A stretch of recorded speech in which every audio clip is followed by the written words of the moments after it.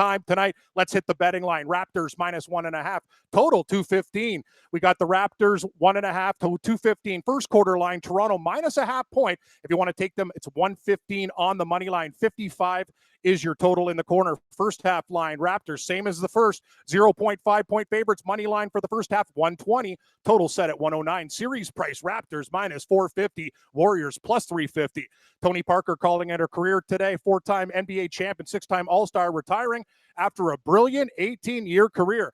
He has the number 28 pick back in 2000. Brilliant from that position. Spending his first 17 seasons with the San Antonio Spurs, he was money, averaging 18.6 points, 6.3 assists, and 3 rebounds per contest. The New Orleans Pelicans have begun providing potential Anthony Davis suitors for a framework from a possible trade. That includes multi-team and player scenarios. And the LA and New York franchises, the Lakers, Clippers, Knicks, and Nets, all inquiring about Davis. We have a Game 7 in the Stanley Cup Final, heading back to Boston. Bruins -165, total 5.5. The Bruins said the premature article in the St. Louis paper gave them extra incentive. Yeah, these turkeys in St. Louis put out a story with them as Stanley Cup champions. Boston didn't like that one too much. Let's go to the baseball betting board. We got 2 at 7:05. The New York Subway Series. Here we go, baby. Mets and Yankees. Yanks -200, 9.5. Vargas versus Tanaka. Arizona and Philadelphia. Phillies -140, 9.5. Clark versus Eichhoff. We got 3 games at 7:10. Oakland and Tampa Bay. The Rays laying 240. Big favorites. Anderson, Mr. Anderson versus Morton. We got Texas and Boston. Red Sox -270. Minor versus Sale. Total is 8. St. Louis is -140 at Miami. Waka Waka versus Alcantara. 8.5 is your total. 720. We got Pittsburgh and Atlanta. Braves -165. 10 is your over-under. Musgrove versus Gossman. More like a gas fire. 8-10 Washington -150 at the Chicago White Sox. Sanchez versus Despagny. We got 840 action. Cubs and Rockies. Rockies -145. 11 is your total. Darvish versus Marquez. And at 10:07, we have the LA Dodgers -180 in their game tonight. The Dodgers playing good ball at the Angels. 8.5. Cy Young favorite, Ryu versus Channing. The NASCAR race was postponed yesterday in Michigan. We are back today at 5 o'clock. Joey Logano has pole position in this race, and Kurt Busch Jr. is the favorite at 275. Women's World Cup of Soccer action. Canada has just scored over Cameroon, 1-0 Canada at the 46th minute in that game. Also, Argentina and Japan. This game ended scoreless. College Baseball World Series, Auburn versus North Carolina, and the Tigers absolutely kicking the snot out of the UNC Tar Heels, up 13-3 in the bottom of 6. We have another game going on at 4:05. It's Ole Miss taking on Arkansas, a battle in the SEC. And Rory McIlroy's odds this week for the U.S. Open plummeting due to his dominant performance winning the Canadian Open. Rory, he's gone from 15-1 down to 10-1. DJ, the favorite, at 8-1, along with everybody's favorite, Tiger Woods. I'm Cam Stewart. Stay tuned, everybody. We're here live at Wild Wing in downtown Toronto. Raptor Fever. Gabe Morency hosts. Red Heat and Radio live from Wild Wings. Richard Garner, various friends stopping on by. It's jam-packed. A Monday night edition you won't soon forget. King and Bathurst in Toronto. Wild Wings. I'm Cam Stewart. Stick around, everybody. Red Heat and Rage Radio. Gabe Morency's your host. Coming back next.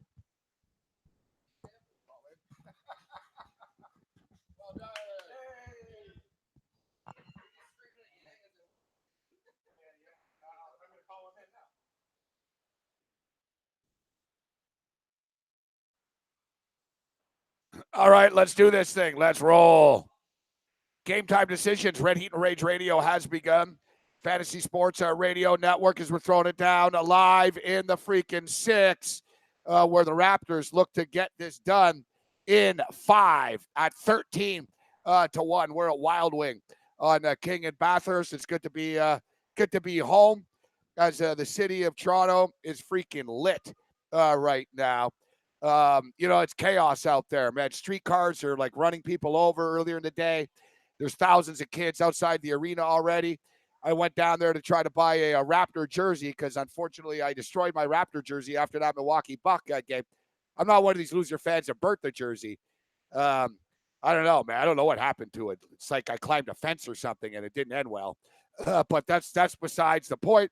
Our Canadian tour continues, man. We've been in Montreal, Road Rages, Formula One. Now here we are in the 6. We got Cam Stewart. Cam? Cam Stewart in the house. We got Richard Garner's going to step up and in. Our only problem is we've got people here, but what we don't have are a lot of microphones here. The Raging Redhead, Cam Stewart in the house. What's up, Cam?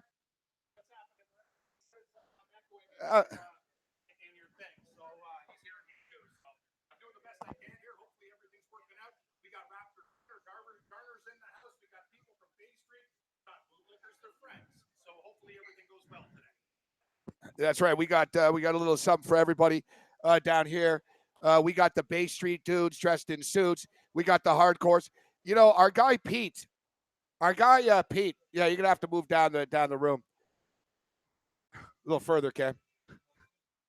Go sit with our boy Pete over there. We have to send Cam sitting next to us here. So yeah, we're at Wild Wings. Listen, we'll get all this stuff figured out. We're speaking with our head tech right now, who is me, and of course our boy George, who's in Boston. We're putting this together. We've got a video feed going right now with no audio, so we got a video feed going on my YouTube page. We're throwing it down here at Wild Wing. I understand Kevin Durant's going to be a game time decision, but Kevin Durant's going to be playing here, so we expect Kevin Durant to play. I'm actually glad Kevin Durant's going to be playing because then there's no freaking excuses anymore for the Golden State Warriors, and nothing but excuses, Cam, for the Warriors so far.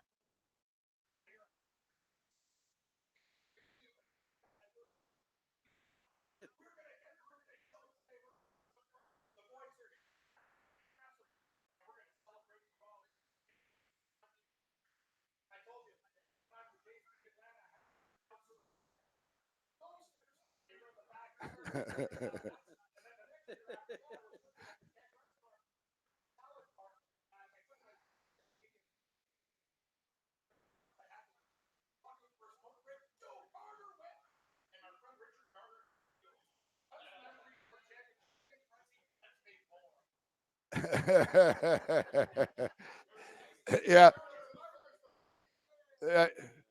Well, we're taking over Wild Wing. We'll get Richard Gardner here. We're trying to figure some stuff out on the fly here, as far as multiple microphones. We got a bunch of splitters and cables. Listen, we're doing our best, people. It is what it is, but we're throwing it down. We're about 20 minutes away, 15, 20 minutes away from the arena.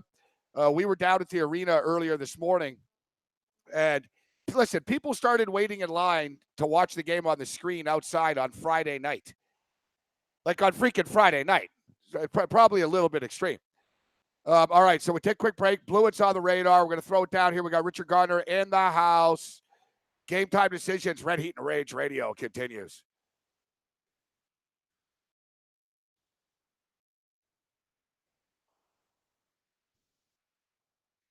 Yeah, your phone just picks up the echo too much. Yeah. I know.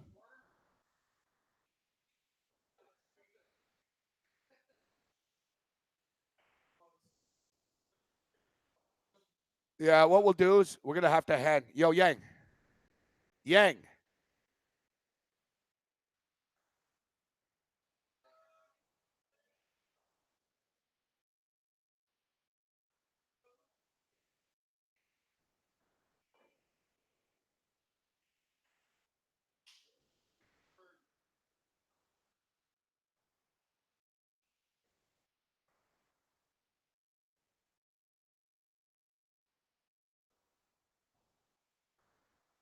What's up, Shadow? Hey, Cam, just hang up. It picks up too much noise.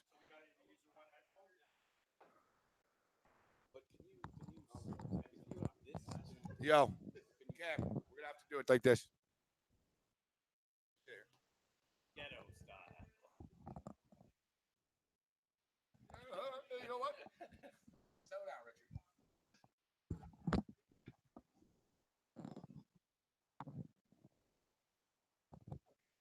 You just do the best you can, right? That's okay. We'll just get in. Let's see when we're back.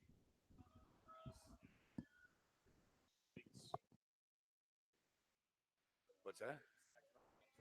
Yeah.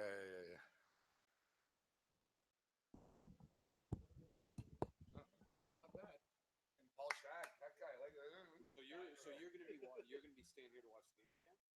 Yeah, I was gonna go. My buddy Rob G. Not sure, that little golfer, the guy that I went to high school with, really nice guy. They're ex-scallywags, but I don't know. The good-looking guy that you always said, or is it the baseball guy? That's another guy. He said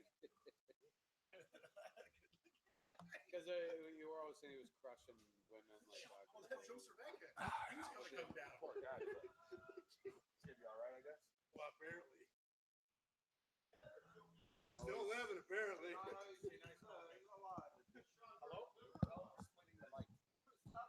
Yeah, he doesn't listen when we talk, so like. Tell him we're just gonna share the mic now.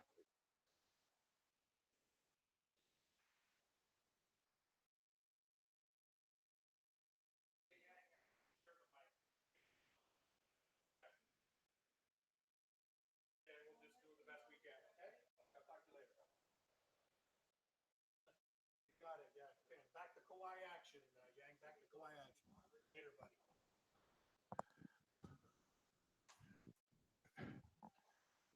All right, let's do this thing. We're doing the best that we can here. We're throwing it down live at Wild Wings. And you know what? The crowd is starting to fill up here. Give it up, boys. Let's go, Raptors! Let's go, Raptors! Let's go, Raptors! Let's go, Raptors! Listen, the city of Toronto is on fire, and I got to tell you, man, I lived here a long time, about 12 years or so, give or take, even 13 or whatever, and never seen anything like this, where there's actually people waiting like for 72 hours to watch a game on a video screen. You know, like the scene out of Futurama, shut up and take my money.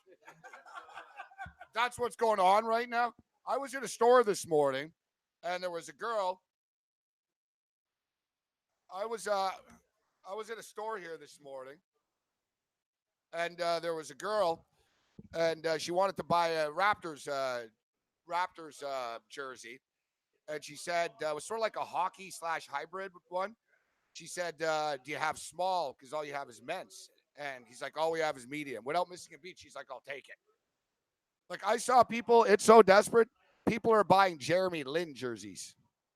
Jeremy Lin jerseys are sold out. No, Jeremy Lin jerseys are sold out. Jeremy Lin. Like, when we were in a store this morning and there was one jersey on the wall, it was Jeremy Lin. That's the only player they had left. We walked past an hour later, it's gone. It's actually gone.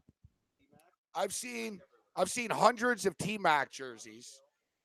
And you know why there's everyone wearing T-Mac jerseys, Cam? Because T-Mac jerseys have been sitting in the dust in the back of the store for the last 26 years. And it's not like T-Mac's that popular of a legend of a Raptor. Everyone's rocking T-Mac jerseys because that's what all the stores have, because they're like, damn, we got those T-Mac jerseys that we never sold 22 years ago in the basement, Cam.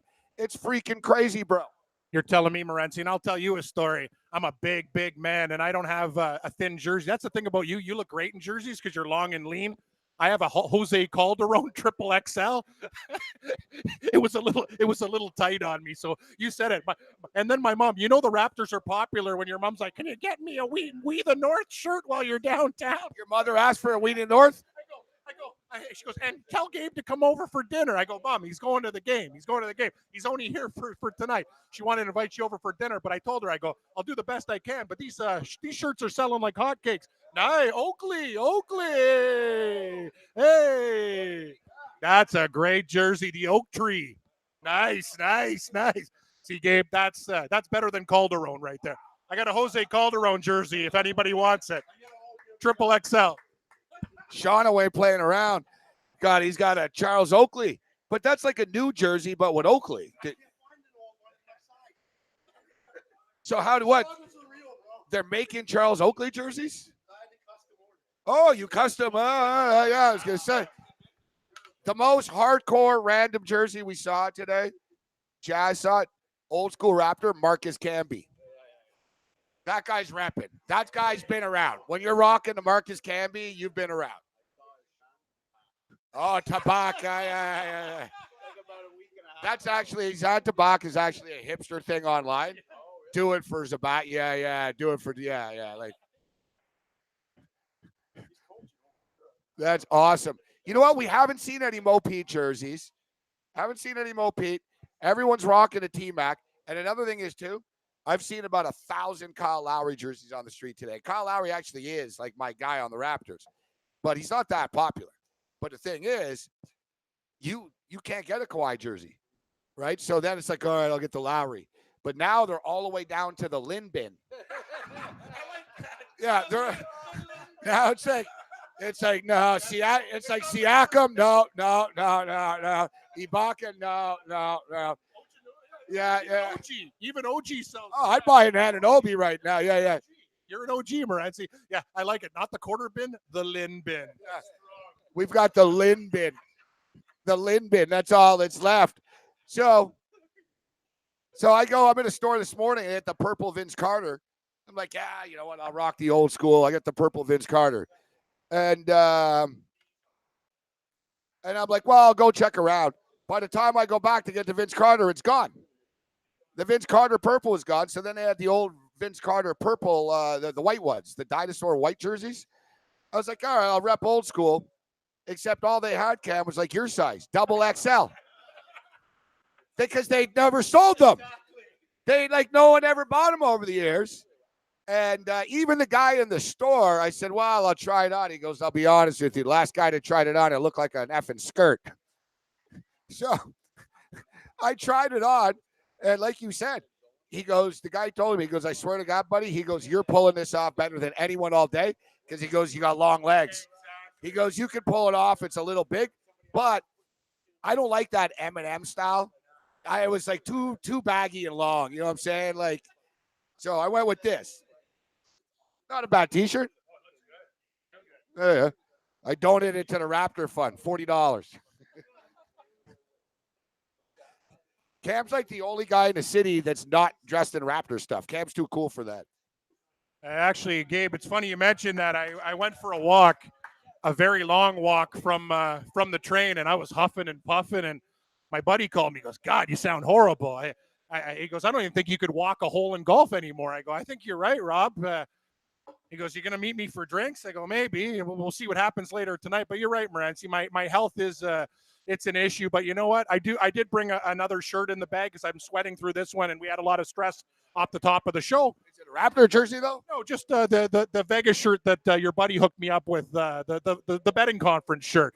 I don't have a Raptor shirt that fits. I'm sorry.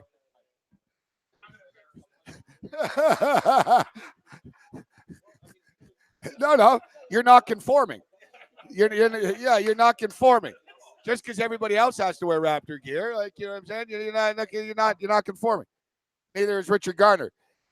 So Richard Garner probably with the tweet of the week. So I'm going to the game. We're going to the game. It's going to be wicked.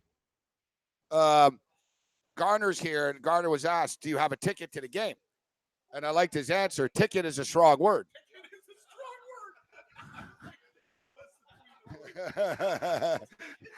Ticket's a strong word. But he didn't say, no, I'm not going to the game. He goes, well, ticket's a strong word. Yet, we're setting odds on this. What are the odds that Richard Garner is going to be able to get into the arena? We were saying in a plus 350 range. It's tough. It's the NBA Finals. There's cops guarding Jurassic Park. Like, it's like a prison. There's like a fence and another fence and another cop. It's like it's over the top down there, Ken. I'll tell you something, though. We've seen Garner's tricks at the UFC, pretending to be a part of Dana White's entourage. He knows every trick in the book, Morency. It's kind of like a magician. He's got one more trick and card up his sleeve. I'm betting on him. Maybe you roll in and pull the old, you pull in, get the F out of me. You know who I am? Like, you know what I mean? I'll have you fired very, very quickly. Why don't we get Richard Garner up here? Actually, you know what? We're going to a break in a second here. I better put the headset on because we are going to a break. What's going on, Yang? We doing all right in the pit here? All right, good. Yeah, considering. Yeah, listen, we're doing our best here. We're sharing the mic, but it's all good. We got this pretty classically figured out. We have the mic stacked on a bunch of chicken wing plates. Yeah, that's innovation. Yeah. So, is Mike Blewett stepping up? All right, yeah, we'll just get Blue on for a couple of minutes since we're here. We're going to get Richard Gardner on. We got our man George in Boston working on some tech things right now. We're trying to split stereo into mono, and Cam had a complete meltdown before the show started. I actually told Cam, and normally it's me raging, but I wasn't. I just calmly looked at Cam and I said, "Order a beer, you'll feel better." And he actually does. He's having a laugh. Like, you know, I think we need people in the chat are saying, "Wow, Cam crushed that Molson Canadian pretty fast." I watch these loser NFL quarterbacks. Oh, beer challenge and stuff. It's like, are you kidding me? Like you want to step up, Richard? I don't like bragging about a lot of things, but I'm thinking in a beer chugging contest, I could hold my own. I've done it actually on a couple trips that I went to. I've done some serious damage. My brother won one in Jamaica at the age of 14.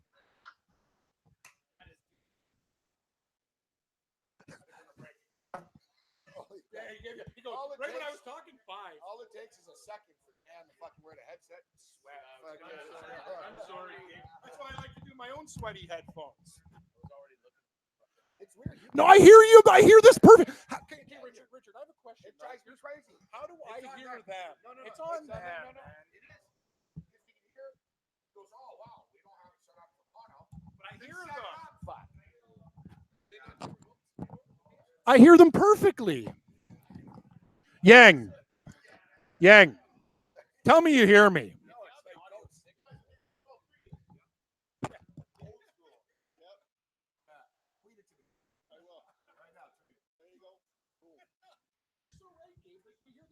Timestamp this. Don't tweet it right now. I'm supposed to be at work. I said I'm at a meeting. You are. The CEO just called. Thank you, Larry. Give it till about 6. Shano, I want to buy you a drink. You buy me 2. No, just come here for a sec. Shano's the nice guy. Hey, there's Pete, the guy that sends us all the links. We're going to bring Pete up. He's the guy that sends us the links down there. Yeah. You give us more information than these bozos at the network do. This guy sends us shit all the time. News stories are like breaking news.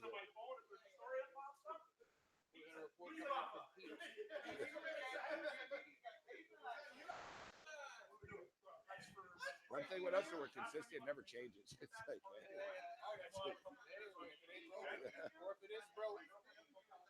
go with it. That's not him coming up. Fuck, right on cue. Actually, they're working on it.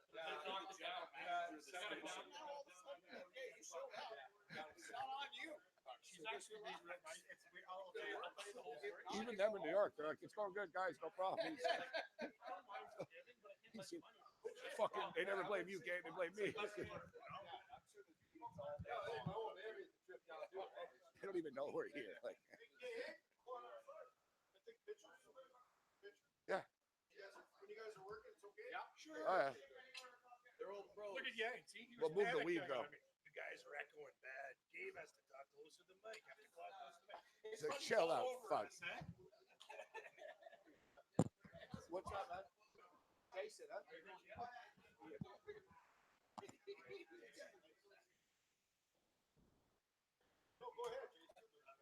At least you can hear us, though, talking.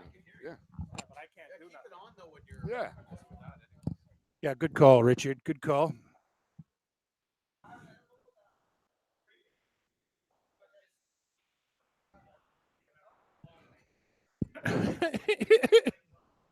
We the North. Don't worry about Mike Blue and Yang. We're throwing it down here at Wild Wing in downtown Toronto, King and Bathurst location.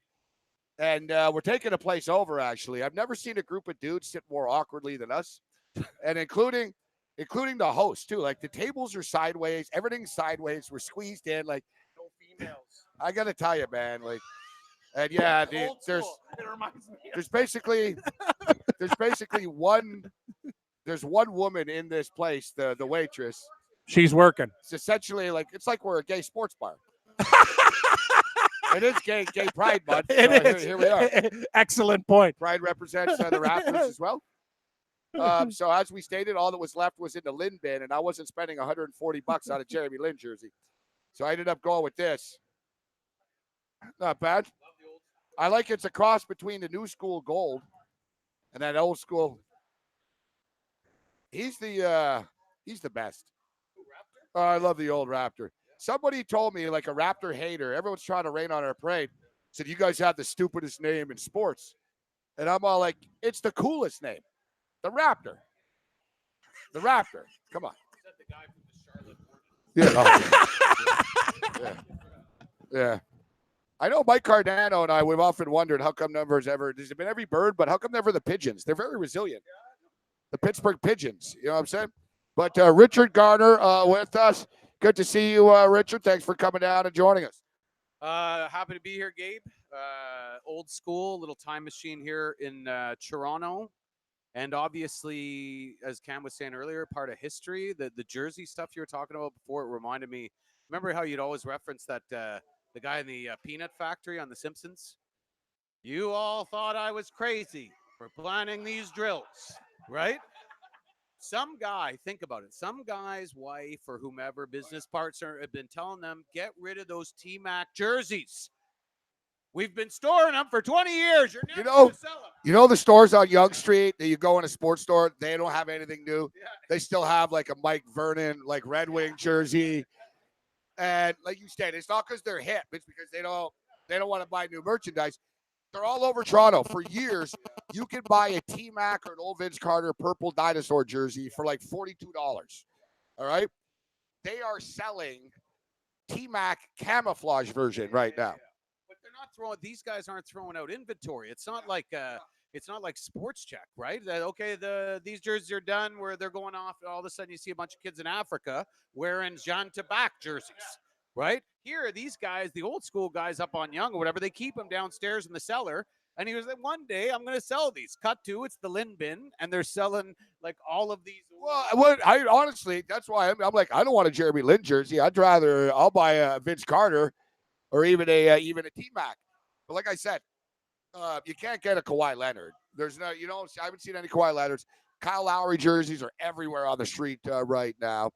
Basically, by the end of the night, there's not going to be a single piece of Raptor clothing left in the city. Like lineups at merch shops. And to your point about the money, like these aren't cheap merch shops. You were at the one beside Real Sports. Everything in there is marked up 60% just because it's beside the building. And there's people lined up around the corner. I mean, it's obviously insane. But the one thing that hasn't been touched on, because some people say, well, of course, this is insane anywhere. LA, whatever. No, that the difference was when this sort of franchise started, although with the Grizzlies at the time, they said that once the Grizzlies were gone to Memphis, this was Canada's team. It sounded like just something you say. Now you're seeing what that means. When you have a team all the way into the NBA Finals, one game away from winning, and you see Jurassic Parks in Halifax, you see them in British Columbia, you see them in Alberta. This is a phenomenon that's never been seen before. Like even the Jays, when they won, it was 93. Didn't have social media, didn't have all these things. So this is an unprecedented phenomenon in the history of sports.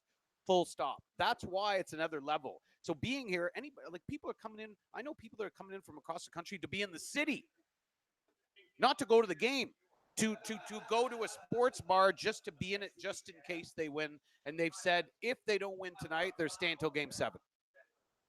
Well, they better win tonight. They better win tonight, and that is the question.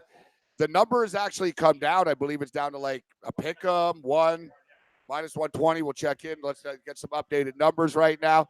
And you know what? I'm glad that Kevin Durant's going to play tonight. It'll shut people. It can shut people up. I'm tired of the excuses. I'm tired of, if we had this, if they had that. It's getting old, Ken.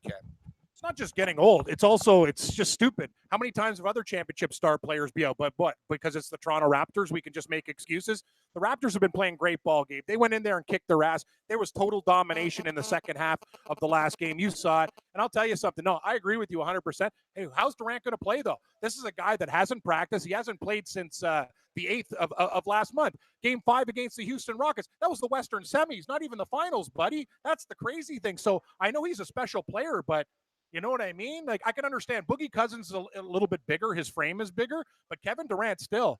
what is he? Some kind of Olympian? I got to tell you, yeah. We got the Raptors, Gabe, -1 now from 1.5 in the update, 215 up from 214.5, and money line straight pick 'em. That's how does a team with 1 point favorite be? I'll lay the 110 instead of -1, Cam.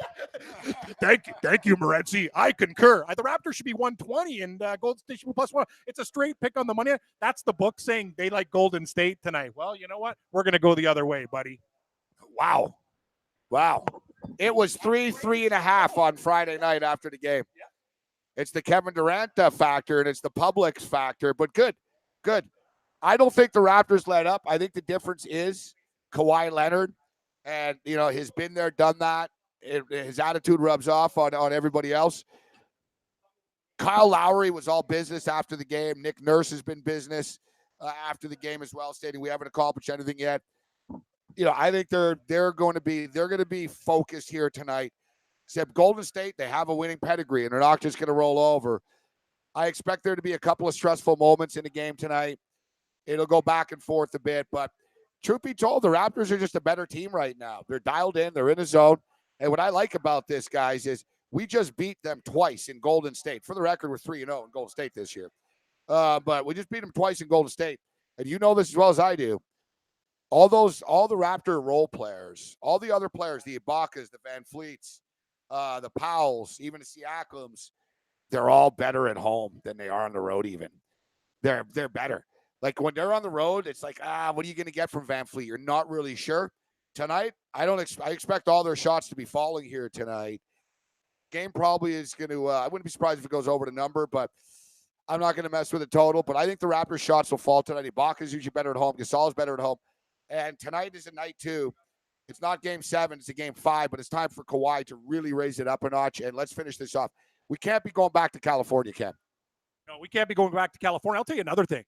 I don't know what the hell got into Serge Ibaka the last game, but when he plays like that, Gabe, I've been waiting. That's the craziest thing is each guy like him has had a moment to go bananas. Gasol did it too. He had a moment, a quarter and a half, 2 quarters where he was unstoppable. Ibaka went bananas the last game. Like when he got angry and started to take it to the rack and dunk on guys, the old angry Ibaka was back. That's the thing. These Raptors, now they're taking it up levels. You've seen this, man. And I'll tell you something, Gasol and Ibaka, if they play like that again, that's the thing. The depth of the Raptors is deeper. The role players the Raptors have are better. They're executing more than Golden State. So now you're at home. They got to take care of business. I'm with you. You don't want to go back to California. It's now or never. Let's check in on StubHub and see what the prices are going for. Record. Most expensive ticket ever. Sorry. $5,900. All right. So our $1,733 US plus service fees. That's for standing room.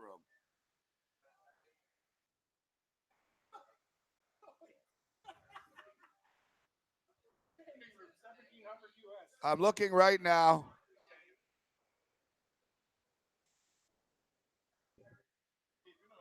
Courtside. Yes, I am. Courtside. Yeah. Like some. Yeah. Like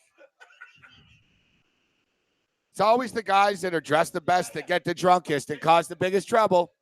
It's like you said, Morency. It's the guy in the Spider-Man costume, not the rest. Yeah. Like, it's the guy in the Spider-Man costume. It's like settle down, Bay Street.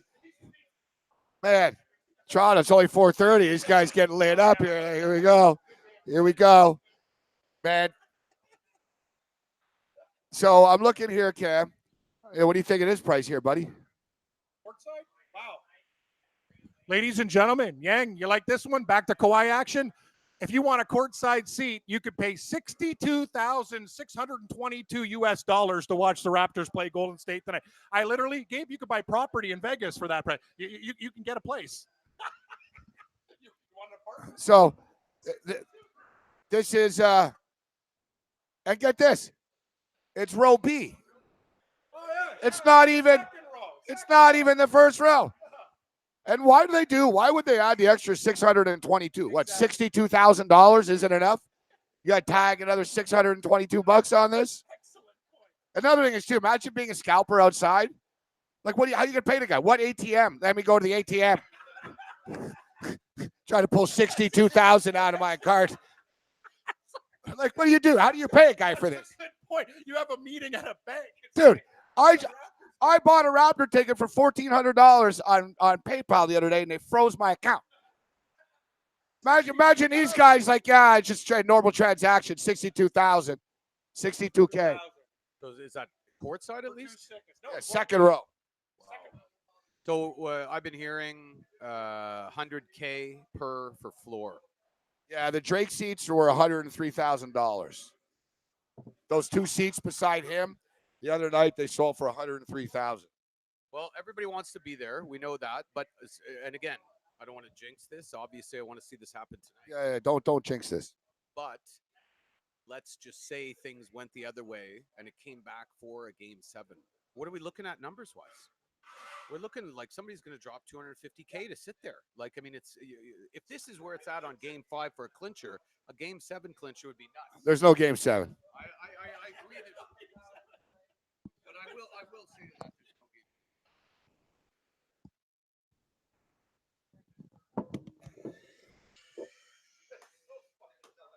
Were we at a break? Yeah. Yang, tell me we don't have any promos here. Hey, Yang. We don't have promos, do we? Thank God. It's sounding all right on the radio, too. It's no problem. Yes, I do. My reports. I love my reports. Hey, everybody. Are we having What's fun? up, Jason? How you doing, man? Good stuff. Yeah. Where are you watching the game tonight? Yeah, where you live? Okay. Wow, this rain is a bitch, man. Imagine all those people down there. But the thing is, it's not going to scare people away. It just makes it shittier. Yeah, I know. It just adds to the Woodstock story. It just adds to the story. Right? It's one of these deals. If they win, no one will care about the rain. If they lose, it's like cold, wet, subways after. I want to start talking parade. When would they do that this week, Jimmy? We'll finally find out. Would it be Yonge Street or Bay Street? That thing we can't say it though. We always said it. Those bootlickers are fucking booking Bay Street already. After a few Leafs wins, they're booking Bay Street, right? Like. I do have a question though, Gabe. Put the splitter and we can hear them. I still don't understand. It's on them because they have it in stereo, and they don't know how to get us in mono. Like the splitter should work. The fact that you hear it, it works. It's on them.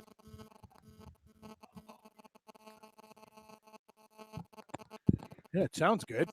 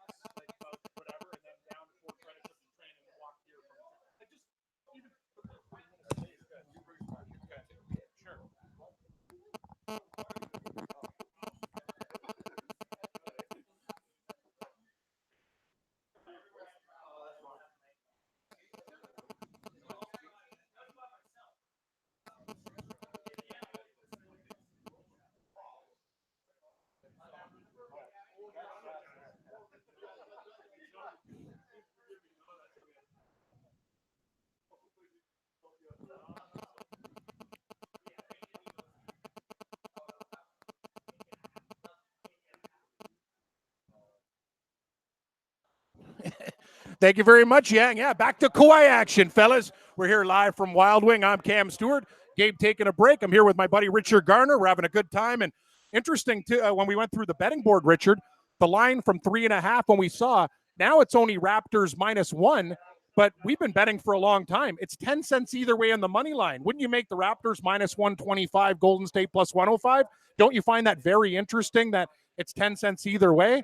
And the book that we bet with, I know a lot of Brits and Canadians bet on Mr. Green there. I find that very, very interesting. What's your take? Well, I'm surprised, first of all. I think it tells you what they think Kevin Durant's impact would be on this game tonight, which I think if you're asking anybody, he's there for moral support. This is a symbolic move There's no way you're dropping Kevin Durant into the 5th game of the NBA Finals. He's going off for 30. I suspect on offense, they put him in the corner, right, as another option, space the floor, maybe hits a couple threes. But I'm asking you, Cam, on defense, how is Kevin Durant, with that injury, going to be running around chasing either Siakam, Kawhi, or whoever's on the floor?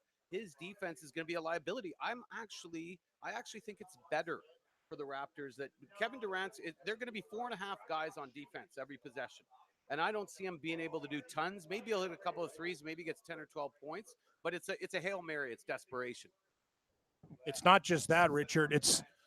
I was telling Gabe, I love the way that the bigs have played in spurts, especially like when I saw Ibaka in that last game, he had basically like a 15-minute span where he was nuts. He was angry. He was dunking on guys.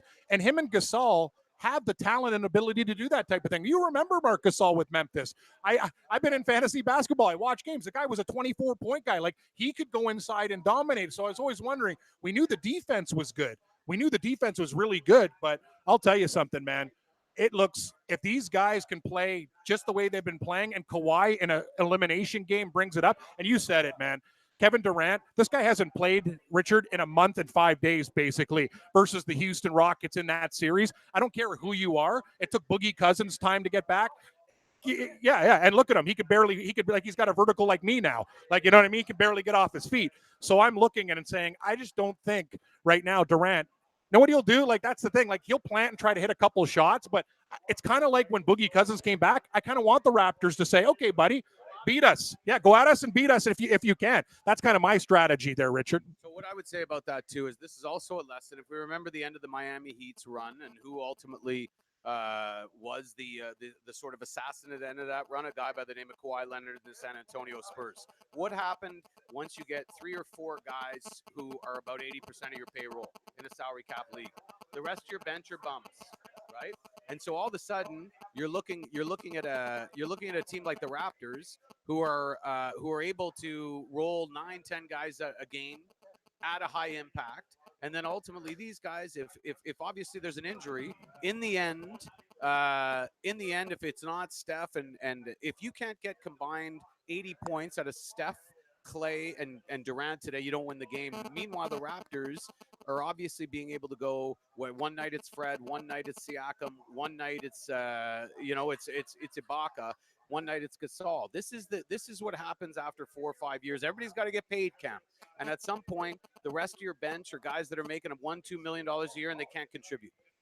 Yeah, you said it, Richard, and I'm telling you, every single guy in this team has stepped up. Van Fleet's hitting shots. I saw something funny, too, where Van Fleet's from. He went to Michigan State. There's a city in Illinois. They're having Raptor Day. Like, they have their own Jurassic Park and stuff. Like, Fred Van Fleet did a lot for Wichita State and that community there. They got their own, like, party. And I'm not talking about a couple people either, Gabe. I'm talking about thousands and thousands. Kids were there early, painting their faces, their bodies. Like, this isn't just a Canadian thing. Well, you can't forget, guys, that Fred Van Fleet led Wichita State Shockers to the Final Four, as you mentioned, Cam. And I was talking to our boy T-Bone. He was in Denver, and he was watching in a sports bar in Denver. Some guy was fired up every time Van Fleet hit a shot. And he said, "Oh, you're a Raptor fan?" He goes, "Well, I bet on him." And he said, "But I went to Wichita State." And he said, Fred Van Fleet brought us to our only Final Four. And I don't know if I'm not going to say in NBA history that I'm not going to go on record and say he's the only Wichita State Shocker in NBA history. You know, in the old days it probably was, but in modern era, Cam, not too many Wichita State Shockers. That guy, Ron Baker's a backup, bro, with the Knicks, like, and stuff. Like, he's not, like, Fred Van Fleet's, like, actually making plays. Yeah. Excellent point, Morency. And not just that team went to the Final Four. They were undefeated. That Wichita State team that they ran through, that was like the mid-major of all mid-majors they talked about. Remember back in the day, the George Mason Patriots, when they went deep and stuff like that. It's hard to find other than Sister Jean and Loyola, Gabe. You don't see stories like this anymore. And I'll tell you, Fred Van Fleet, he does a commercial in my neck of the woods for falafels, him and Norm, you know what I mean? And they spill the pizza guy on the boom mic guy who was a Japanese kid, and he's getting all rattled. Sorry, Richard, you got money on the Cameroon game here. Canada up 1-0 on Cameroon, just an update in the Ladies World Cup. We need that 2 goals. But I'll tell you, man, it's hilarious. If I was the owner of that Osmo's Mediterranean Cuisine, I'm a very happy guy with that investment now. Money well spent. The one thing too we can say to that. Okay. One of the things we'll say too is everybody talks about obviously Messiah Jury, and I mean you couldn't write a movie where a guy took a bigger gamble, rolled the dice bigger, and came up, came up hot as a pistol. But everybody talks about Kawhi trade, they talk about Nick Nurse, but then you look at Fred VanVleet. That's a guy was undrafted, right? So obviously he went even through the second round, and the rest of the NBA say he's not worth taking a flyer. He's not just a piece on this team; he's a main part of the rotation. So you go through the entire lineup of the Toronto Raptors, and you see a GM that's not only an excellent drafter, an excellent guy at spotting really high value free agents, and obviously isn't afraid to make a trade. So this is going to be. I mean, this is a guy that has to win Executive of the Year this year, which he's already won before. I don't think he goes to the Wizards either. But the point is, you're talking about a 30 and 30 level movie of a guy who says, okay, I'm going to trade our number one player, a perennial all-star. I'm going to fire the coach of the year. And that plus all the other moves that he made right now, he could write his ticket anywhere. He could go to the Knicks. He could go anywhere if he wanted right now. And he said he was going to build an NBA Finals and a champion here. And I honestly didn't believe it. And we're sitting here today. We're one game away from Toronto Raptors as champs. Yeah, no, you're exactly right, Richard. And not just Fred VanVleet, but if you're thinking about it, Siakam was taken 27th overall. Not easy to build a team in this sense that the Raptors don't have a single lottery pick. They don't have a single lottery pick on their team. Like Kawhi Leonard was drafted like 17th or 15th. I think he was 15th, actually. 15th overall. Siakam, 27th overall. VanVleet, undrafted. Like you go down the list, Kyle Lowry, same thing. Norm Powell, 46. Yeah, like you look at the contributors with the Raptors, not a single lottery pick on their basketball team. Yeah, and for Nick Nurse as well to be a rookie coach to get this far. Yeah. Well, you know what? This guy could be the only guy in the world ever to win a UK title and an NBA title. And he won a G League title, yeah. The other thing I'll say, too, Gabe, about unprecedented, and you correct me if I'm wrong as well, I'm pretty sure we know the NHL has 8s beats 1s all the time, right? There's always upsets in the NHL playoffs. We see wild card teams win the Super Bowl in the NFL, but generally basketball goes according to scripts. The best teams are there every year. And in this case, you had the Raptors open as a 3-1 dog against Milwaukee. It came down, but they opened it a 3-1 dog, and they opened as a 3-1 dog, 320, whatever it was, in the Golden State Series, and it got bet down by smarter people. But I got to believe this will be the first time in NBA history where a team was 3-1 underdog in 2 series in a row and went on to win the championship. And I don't think you ever see it again. Because to your point, teams are loaded down with lottery guys and big threes and incredible free agents.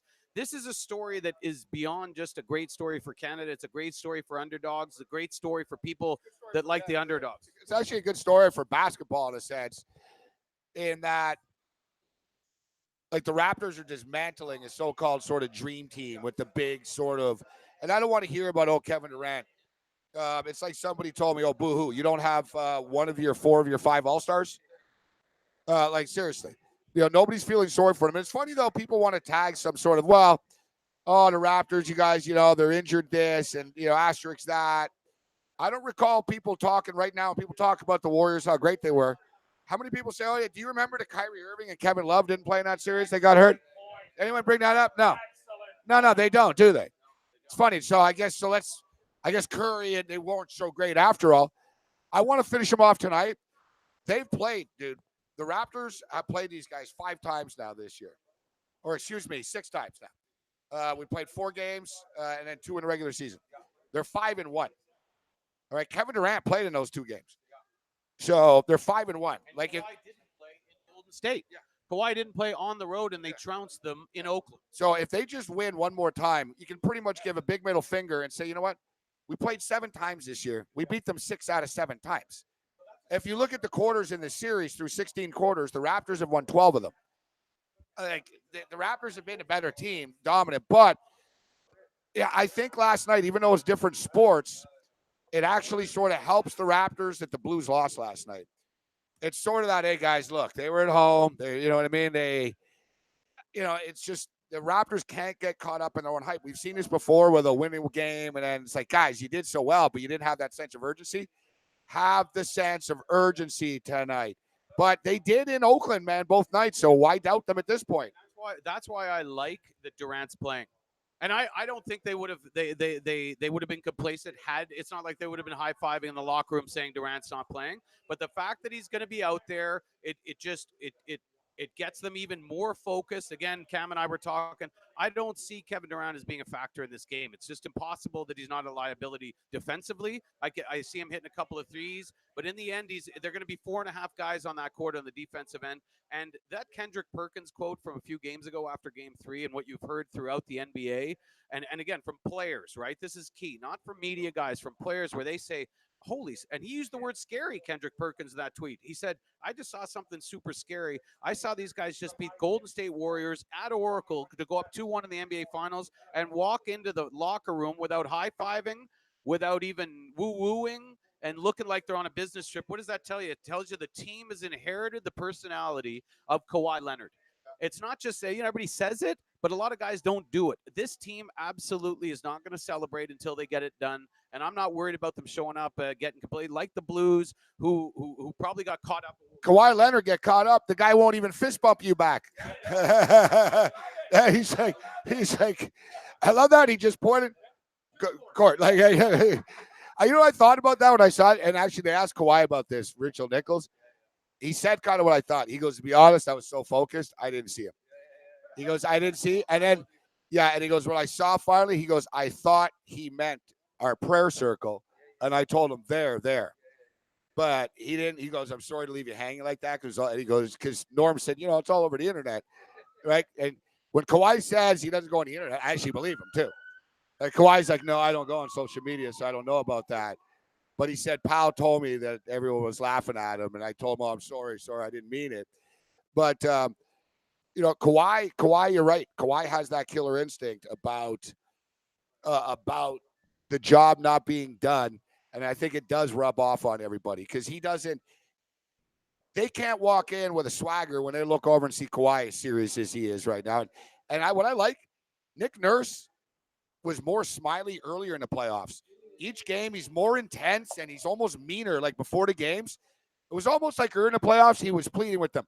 All right, guys, come on, can you do this? Can you do this? The other night, he was like, I need you to be urgent, disciplined, and he's looking at them like, don't F me. Like, I'm not playing around right now. Kind of like me when I found out we couldn't have 2 microphones today, right, Gabe? It's because I care. Nick Nurse cares, buddy. He cares. And I'll tell you, Kawhi is the anti-athlete of nowadays, and I love it. Everyone else, me, and celebrate, and look what I did. Wow, I pitched 5 innings, and I'm making $35 million a year. Kawhi goes out there, doesn't bitch to the refs, and just delivers. He is the perfect type of human being. I pray he stays. That's a great segue. I just came, I think I told you earlier, Gabe, I came from my GP earlier today, setting up a colonoscopy appointment. Part of the 50 plus, right? But so I'm talking to her. She's a doctor. She's not a big fan. I said I started with I'm here because I got a bad case of raptor fever. But cut two, we're talking about the Raptors for 15 minutes, and it reminded me of probably like 10 conversations I've had with non-fans, right? People who wouldn't have been bandwagon jumpers. But the one commonality here from everybody is this term you used, Cam, the anti-athlete. That Kawhi Leonard has drawn all these people who don't even like sports because they think it's too machismo or testosterone or too me or too ego, and everybody to a man or a woman says, I absolutely love this guy's demeanor, how humble he is, how shy he is. He's my favorite athlete. And you're hearing that from people who aren't basketball fans or sports fans. And even in Canada, where we get a lot of sort of Tim Horton hockey guys who aren't necessarily basketball. They always say basketball always, it's 2 minutes, the teams are tied, whatever. These guys love Kawhi too.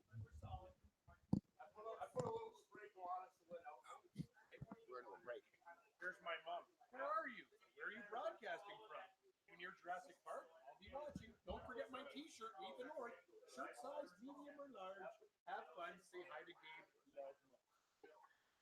It's my mom. She wanted to invite Gabe over. I go, Mom, he's flying out. Are you sure he doesn't want to come over for dinner? Oh, somebody in the chat. Wow. Good for you, buddy. Wow, turning it up a notch. Wow, that's something. That's pretty exciting. Pretty exciting. More exciting. Yeah. More exciting than shit. I'm up pretty soon. I go through lows though when Yeah, when you do that, you're striking out for like 20 times in a row, then you go on that stretch, dinger, dinger, dinger, dinger. Yeah, you're like a DFS monster. It's always the guys. Yeah, you guys on? You're on? Yeah, I got it. No, we're not on. But.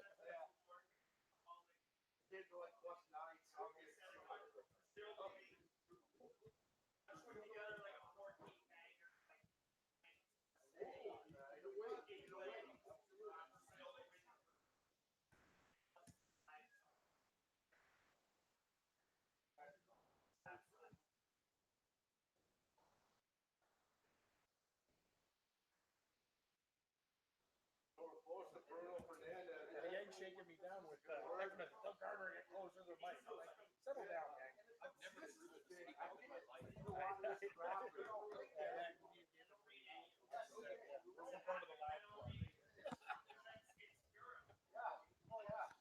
All right. Game time decisions. Red Heat and Rage Radio. We're throwing it down here. We're a Wild Wing. Let's go, Raptors! Let's go, Raptors! All right, so the countdown and tip-off is on. We're going to be heading into level 2. Cam will get us caught up to date. We got a video feed going. We sent out the link on Twitter. Right now, if you go over to twitter.com/sportsrage, you get our video link. Audio, of course, is on the Fantasy Sports Radio Network. We've got Richard Garner in the house. And you know what? We've got quite a few of the regulars here as well. We'll bring them on. And once we get into level 2 here, we got Shano, real cool dude, despite the fact he's a Boston fan. Good guy. Good guy. We've got Jason Steer in the house coming down. We got Pete and the crew. We got Michael. We're going to bring all you guys up one by one. Just remember, try to, remember, this is a family program. That's all, say what you want. Just, try to, lay off the F-bombs because Yang's the one that gets blamed for it. Right? We want to put Yang in a bad spot. And yeah, that's right, JP. Our Bay Street guy actually is John Gotti's lawyer. He is with us in case there's any issues later tonight during the riot or anything like that. Me and Cam have legal representation as we might need. And listen, I don't want to speculate. I don't like getting ahead. We can't get ahead of ourselves at all here, guys. But I don't know. It's going to be like over the effing top if they actually win tonight. Oh, yeah, and I understand, Yang. What's up? A helicopter crashed into a building on 7th Avenue or something today? Okay. You didn't even know, huh? See, New York's so big, he didn't even know. See, I knew. No. Yeah. So what you're saying is even if you saw the helicopter crash, you ain't talking. Kev, you can hear. Yeah, Yang's like, I don't know. I didn't see no helicopter, but if I did, I ain't saying nothing. Back to Kawhi action. Here, see no evil. Yeah, Hear Yang's no from evil. Spanish Harlem, man. Yeah. You don't stay alive as long as Yang, and Yang's old. Yeah. You don't stay alive that long talking. You know what I'm saying? Like, you don't see nothing. Yang talks less than a Raider fan. Game time decisions. Cam coming up. There we go. Thanks. A little Black Sabbath.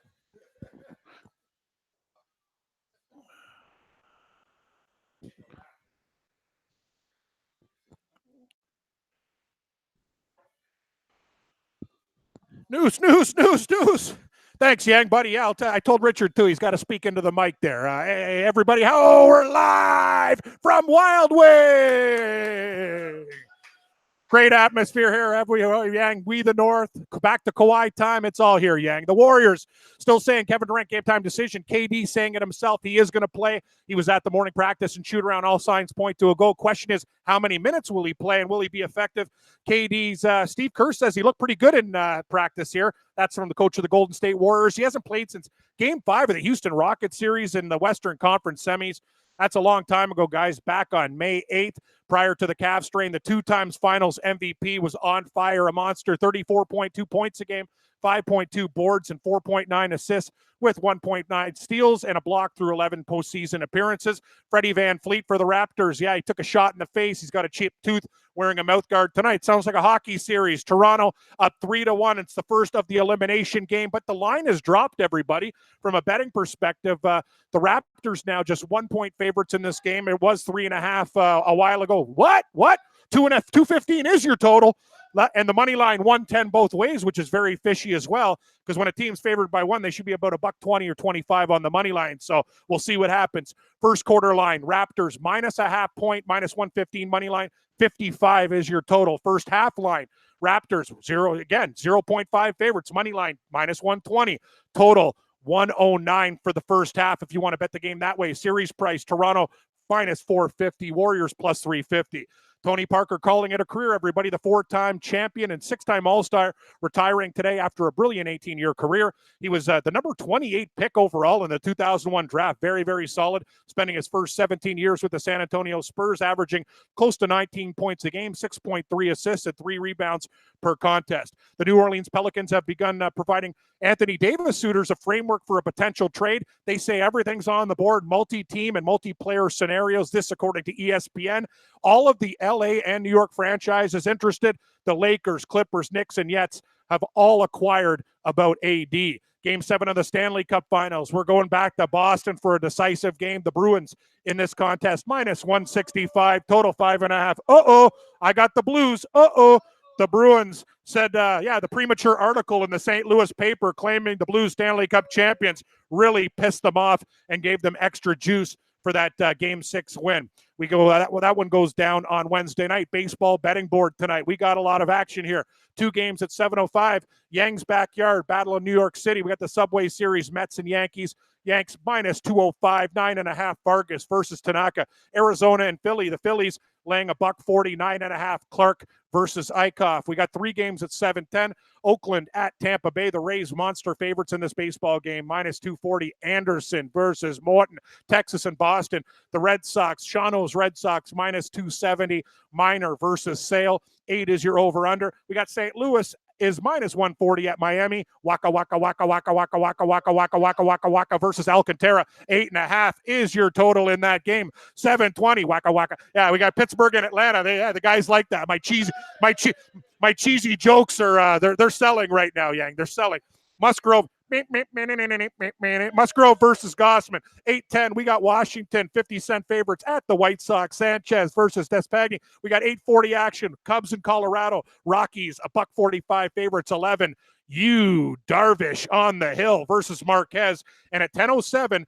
LA Dodgers -180 taking on the Angels, 8.5. And if I were to tell Morency that Shinjin Ryu is the favorite for the National League Cy Young at -125, I would be telling the truth. He's taking on Channing tonight for the Angels. NASCAR race postponed. It's going to get going in about 2 minutes' time today. Joey Logano, the pole for the Firekeeper Casino 400 for Michigan International Speedway. Kurt Busch, the favorite, +260. Kevin Harvick, 4-1. Truex Jr. and Keselowski both ring in at 6-1. Women's Cup of World Cup. This one is just a final. Canada beating Cameroon 1-0. They won.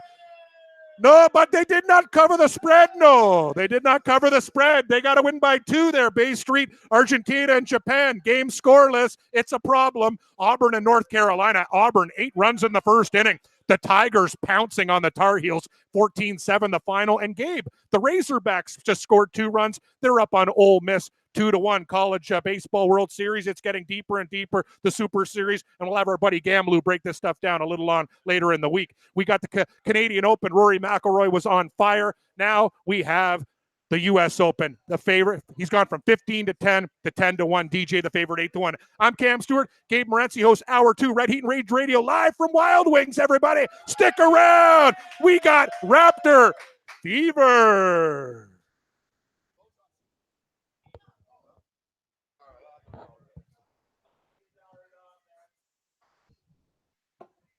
She's like, no. Holy fuck, it's soaking wet. Holy shit. What I'm going to do, I'm going to unplug and put in mine. Keep your ears.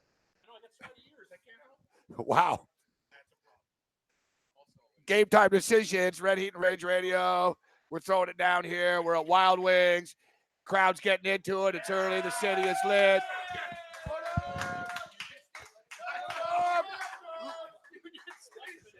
Let's go Raptors! Let's go Raptors! Let's go Raptors! Yeah, we're ready to rock. Raptors ready to rock.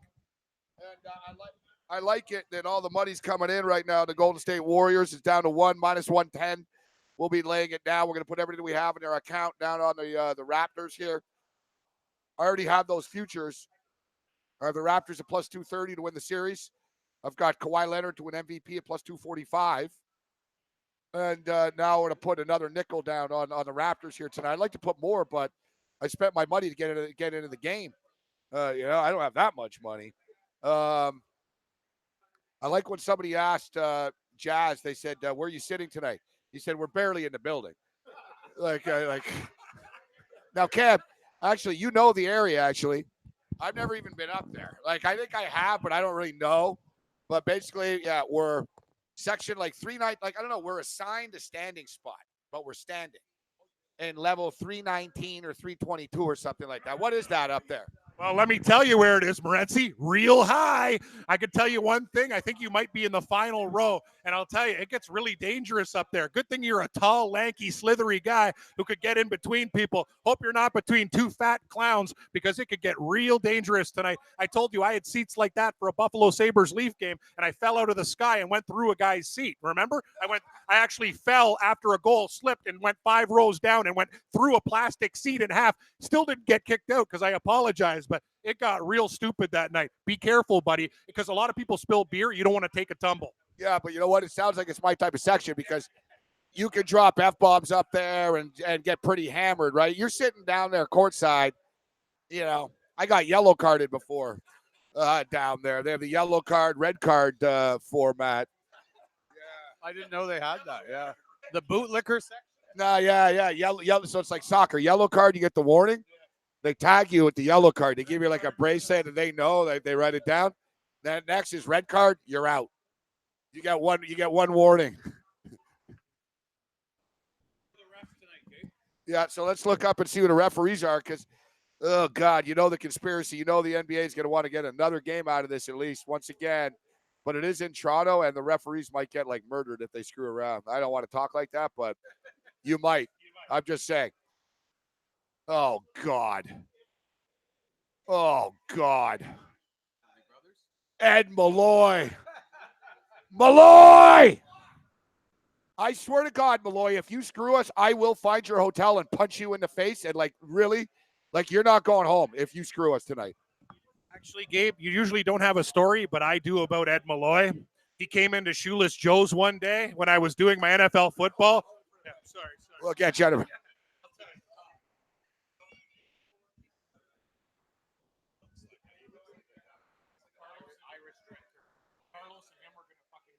Oh, yeah. I'm an NBA referee. And what Carlos is like, yeah, you're a shithead. He was bitching at some, he's not a good. I know.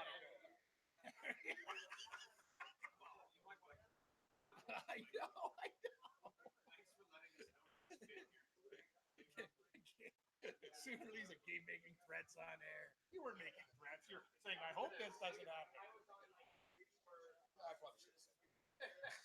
He didn't say nothing. No, but he didn't say we're gonna hurt somebody. Yeah, he basically said we don't want that to happen. Yeah.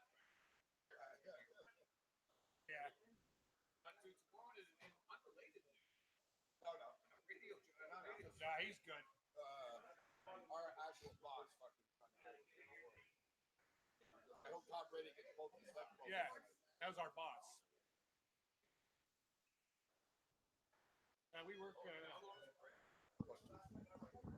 are hardcore.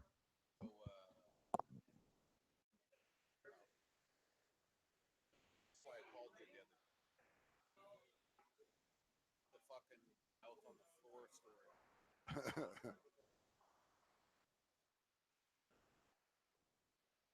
just want to say thanks for being so nice to Lisa during your time, eh? Yeah. She's going through a lot of shit right now. We're actually in a war with the rest of her family. Lisa, you want to hear the craziness? We paid for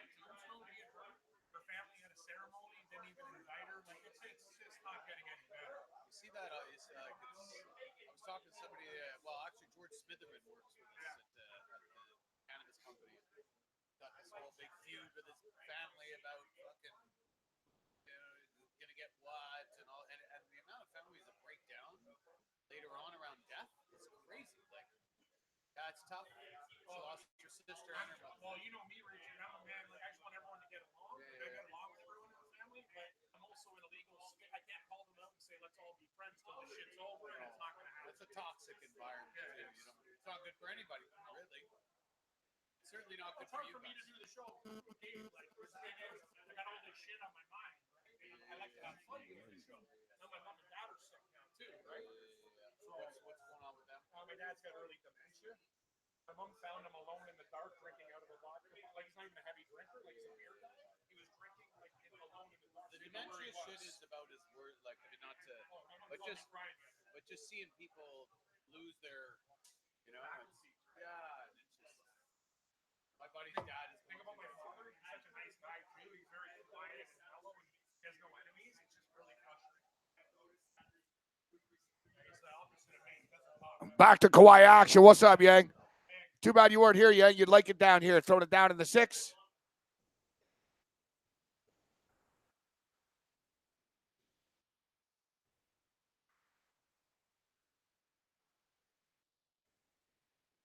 I like it. I like it. You know what we do with KD in Canada? We eat it. Just like, yeah. Just like curry. Craft dinner. Yeah, the only KD that people care about in Canada is craft dinner. We eat the curry in the 6, and we're gonna finish it off. Listen, I'm gonna send you exactly. That was the best video. Louis Rankin. We like the curry in the 6. Curry, chicken, red snapper, goat. We don't like the Stefan Curry. There's actually a billboard here, Yang. It was great. There's a curry place.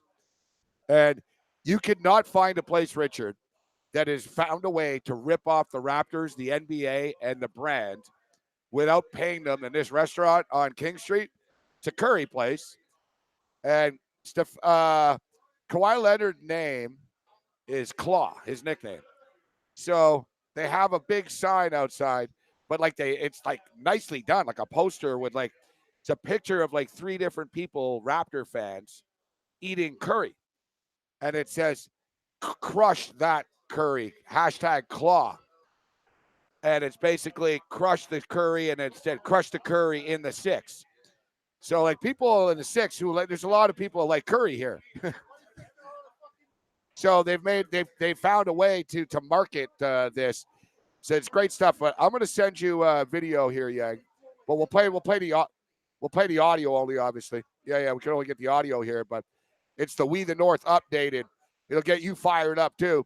I wish we could play the all of it, but you watch this video, you're gonna be ready to hop on the court yourself, ready to play. So all the money's coming in on the. Hey, you guys don't know this. I'll tell you in the bar here. Some books now have the Golden State Warriors favored tonight. Hey, what's up? What's up, Bay Street? Come over here, Bay Street. Have a seat, Bay Street. We'll get paid. We'll get caught. Hey, what up? Remember, Bay Street, no F-bombs. No F-bombs, Bay Street. What's up, Bay Street? Well, I have to come down here because Gabriel hates blue suits, brown shoes. But I'm here anyways. We're gonna lay the money down on the Raptors. Oh, I love you, bro. It's all good. I love you too. You look like a very successful man. People in the chat think you look like a mob lawyer. Well, no, I'm running your door like you told me to. I'm collecting your coverage. Yeah, $20 a piece. Yeah, that's what it was. No, but we're coming down here to represent the Raptors. We're gonna be we're ready for something special to happen, right? Yeah. So I got my camera with the boys. You're going into the building. I'm not into the building yet. I will be at Real Sports. But Gabriel Morency and Cam Stewart, Gardner, best guys in the industry today. We're going to have a great show. Go Raptors, go. I appreciate it, Kevin. It's great to see you down here, buddy. Give it up, Kevin. Great to see you, Kevin.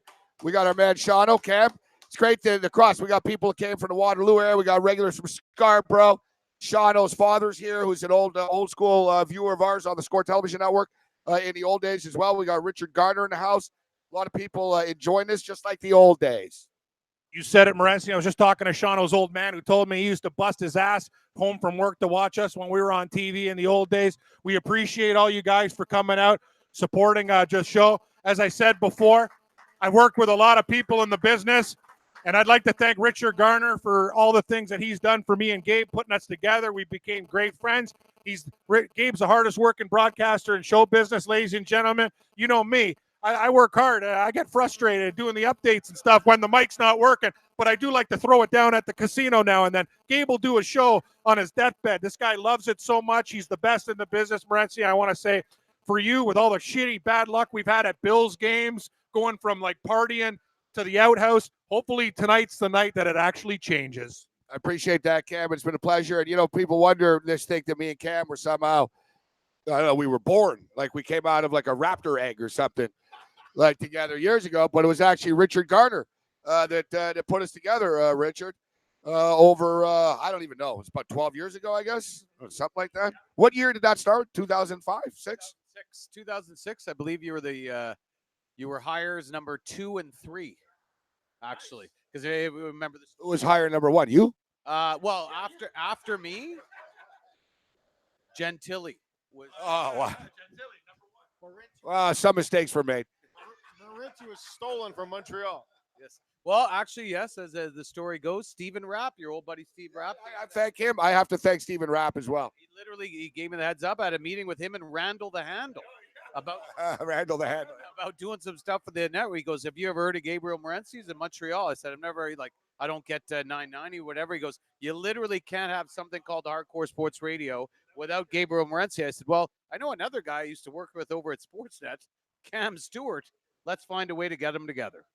And the rest is history, as they say in this industry. And here we are right now. But like you said, Cam, you know, you and I, man, we've been to Grey Cups. We've been to crap games. We've been to regular season CFL games. We've been to, like, you name it. But here we are now, a championship, a real championship. You know, honestly, like next to the Leafs winning the cup, this is as big as it gets in the city. And to be honest, the Raptors are bigger than the Leafs now. And that's and before people would say blasphemy. Are you crazy? You say no. It's different with the Raptors. It's everybody. It's kind of like what we talked about. Right, Richard? Like we can go down. You could go down to a Blue Jay game and they're hardcore fans. But Gabe talked about it before. You don't see 12 to 14-year-old girls on their phone crying, watching like a Raptors game compared to anything else. You don't get that with the Leafs anymore. And I will say this. Hey, people love the Leafs, but the Raptors is a whole community thing. It's every color, every culture, man, woman, child. You know what I mean? Old, young. Whereas the Leafs, I hate to say it, like I'm a fan, but there's a lot of old white guys who are Leaf fans. You kind of bring it down with your family. I just tell it the way it is because I can't lie. But I think the Raptors are bigger than the Leafs now. And for people in the States that don't know, let me tell you something. The fan base here, basketball was invented by James Naismith, and it is crazy.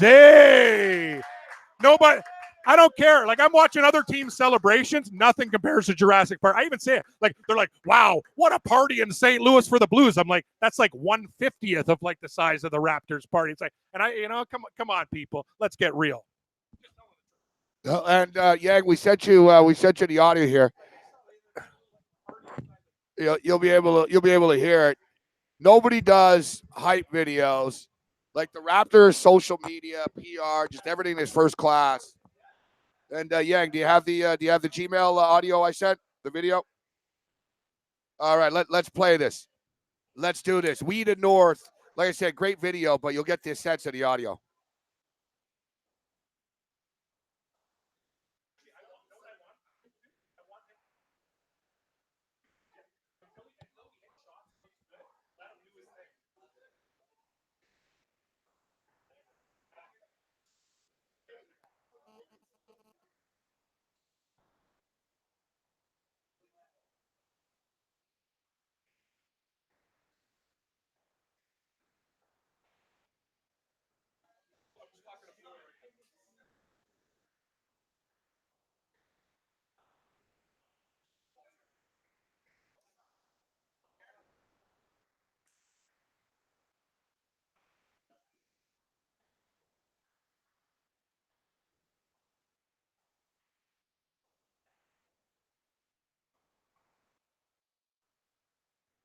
The video is freaking sick. The video is sick. When they got the part we in. Yeah, here it is. The part we in. They have Kawhi Leonard dunking the ball after. It's nice, though. The Raptors showed everything. They go Jane and Finch. They show kids on the street, the projects. Like you said, Cam was talking about it. There's pretty much like nothing the Raptors haven't done successfully besides win a championship. Like this is I agree. 25 years coming, man. From Damon freaking Stoudemire, and I saw a game in year effing one, man. You know, I saw that game. Crazy story, too. I know we're going to break soon, but I wasn't even on the radio yet, but my buddy was 25 years ago. I've been in this 18 years. So 1995, I was living with my buddy, and I was in Homicide and stuff, but, you know, I was a big sports fan. We'll tell you the story on the other side. We're going to the break here, but he worked at a radio station, and they were in Montreal, and they were giving away Raptor tickets, hotel room, and train ticket. The person that won wasn't claiming it. And he basically told me, if they're not here by noon, it's yours. but the train leaves at 12:30. So it's one of those, boom, it worked out, we went.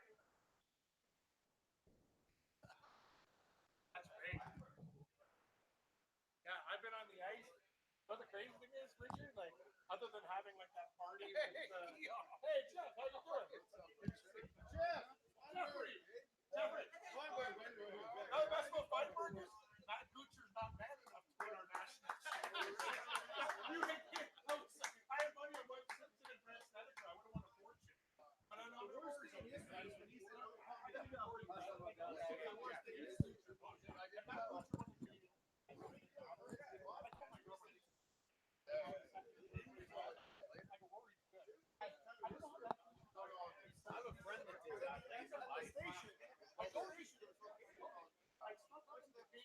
I had a friend who it's like Johnny Manziel. It's not John Manziel. Oh, really? Yeah. Wait a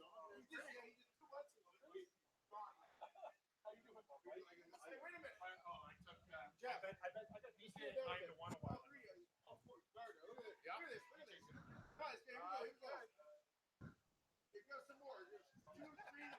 Wow, that thing's fucking fast there, Dave. Holy shit, you're a professional. You know, Patrick Cat, like 20-1. I love that. That's so good, man. Who do you guys like? Oh, thanks, Hazer. How you doing? I like Shockley, too. Hazer. No, I hate to say it, Richard. You can get DJ at anything over 8. DJ owns Pebble Beach. Tweet something. Good picks. I'm going to tweet it out. I'm going to say.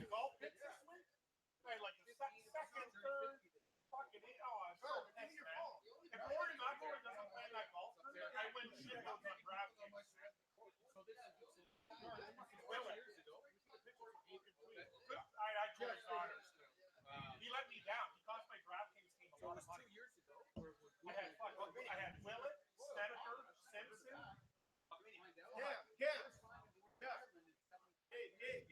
Rory McIlroy's not in that tournament. I'm in trouble. Let's go! Shit, what time is it? Oh, I thought it was 6 o'clock. It's scared. I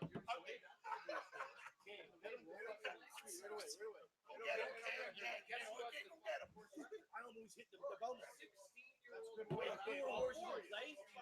Me too. My two super sneakers were the 1 and the 7. 7's the one that won. And the 1 to the third. Remember, Morency, I told you about Mark Cassie, that fucking trainer, that Sir Winston horse, man. Yeah, if you tweet it over to me, I'll retweet it. Retweet it to me. Oh, yeah. The problem was, I had that horse tax. I didn't have the other horse. I had 3 to 4. I had Tacitus. I was good there. No, I had Tacitus. I had Tacitus for Winston. All right, it's getting crazy here. Wild Wings starting to fill up. Literally. Hey! Let's go, Raptors! Let's go, Raptors! Yeah, we're throwing it down here. Yeah, I don't know if we can get a crowd shot here. We got a shot here going. And hey, Bay Street, you just knocked our plug out. Oh, no, really? It's always the Bay Street. Are we off air? No, we're good. Yeah, Yang. Yeah, come on, Bay Street. Settle down, Hazer. Oh boy. Wow, tip off is less than 4 hours away. Looks like the rain is starting to pick up right now. The kids are getting poured on out there at the Jurassic Park. Our boy Feinberg is rolled in the house. We got Richard Garner throwing it down here. Let's get Jason up for a second. Get for a second here, Kim. Jason, good to see you. Jason, another long time, old school rageaholic. Jason Toronto. You know Jason's real because he doesn't have one of the new Raptor jerseys. Like you got the old, yeah. So what's up, Jason? Good to see you. Are you born and raised in Toronto? Or how long you live here for? Yep, born and raised, longtime Raptor fan, obviously. City hasn't seen a champion in a while. Yeah. So were you a kid when the Blue Jays won? Yeah, I was 13, 14, so. Oh, well, that's it. You remember it then. Banging the pots and pans on the street after they won. No young street parties, but yeah, the city hasn't had a big winner in the Big Four in a long time. So TFC and Argos. Yeah, it's not the same MLS. Big sports. So yeah, tonight's the night, so it's going to be good. Yeah, we hope it is, man. I tell you, let's be real. The city of Toronto has not had a ton of success or good luck. There's been heartbreak, and look, man, the Toronto Maple Leafs haven't won a Stanley Cup since 1967. The Toronto Blue Jays haven't won a World Series since 1993. Yes, TFC won the MLS Cup. It was a big deal. It was a big parade, and people did care, and it was cool, but it's not the same. It's just not the same as winning the World Series, the Stanley Cup. But the thing is, the Raptors are actually the most popular team in the city. It's not just because they're winning. They have been. It's been a culmination up to this. And we're freaking close. Money's starting to come in, though, on the Golden State Warriors. What do you think happens tonight? What's your prediction? I think the Raptors will take it. Everyone was saying a month ago how Golden State's better without KD, but all of a sudden when it really matters, they all want him back. So I don't think he'll be that effective. You know, it's a tough injury to rush back from. So hopefully bench does their job. Serge and Gasol can go interchange, and Raptors should take it no problem. The Raptor role players are better at home, and they have been. If you notice that, Rich, that's why one of the reasons why I feel confident about tonight's game in the sense that, look, Gasol has played well on the road, but he's more comfortable at home. It's you talk about it's the Kawhi factor and him not letting them get ahead of themselves. I think that's the difference tonight. We've heard the stats now too. I think it's how many quarters of there's 4 games, right? So 16. They've won 12 of them. So 12 out of 16 quarters to this point.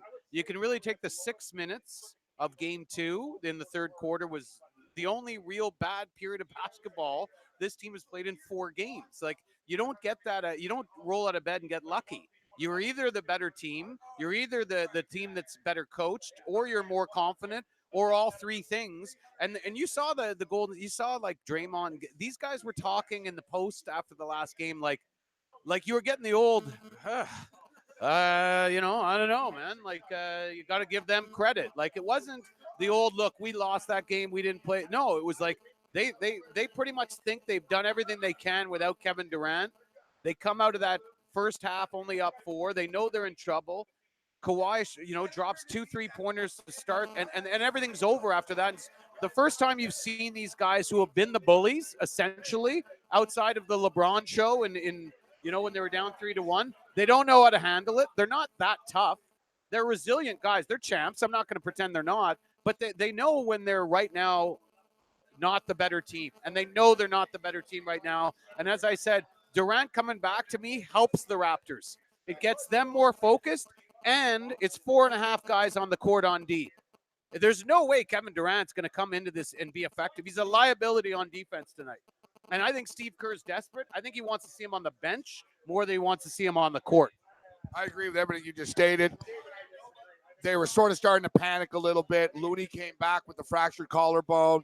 Then it was like, well, what about you? He's got a free agency looming. But exactly what happened when Boogie Cousins came back the first night? He was gassed. He didn't play well. You guys got to understand that Kevin Durant hasn't played a game since May 8th. He practiced for the first time yesterday for like 10 minutes, and it didn't go well. He had ice on it. I actually think it's a problem, and it hurts them more than it actually helps them. It's not like Klay Thompson, it was off for 1 game. which actually probably gave him a breather after this long haul, and he was refreshed and he could hit the 28 points. Kevin Durant ain't going off for 28 tonight.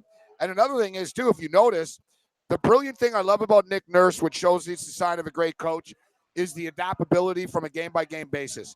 And now that you notice, Richard, in games 3 and 4, without Klay Thompson and with an injured Klay Thompson, this is when the Raptors have begun to run with the ball. This is when the Raptors have begun to push the pace. And the fact is, you look, Klay Thompson's got a bad hamstring. Now Kevin Durant comes back. That's just good coaching to say we're not scared of Golden State. Make them run. Draymond can't run with us. Kevin Durant's not going to be able to run with us here tonight. I think, and another thing is too, you set up in a half-court set, they find ways of getting their guys open for threes. We're actually like a little deeper than they are, and I think more athletic, quite frankly, that you notice.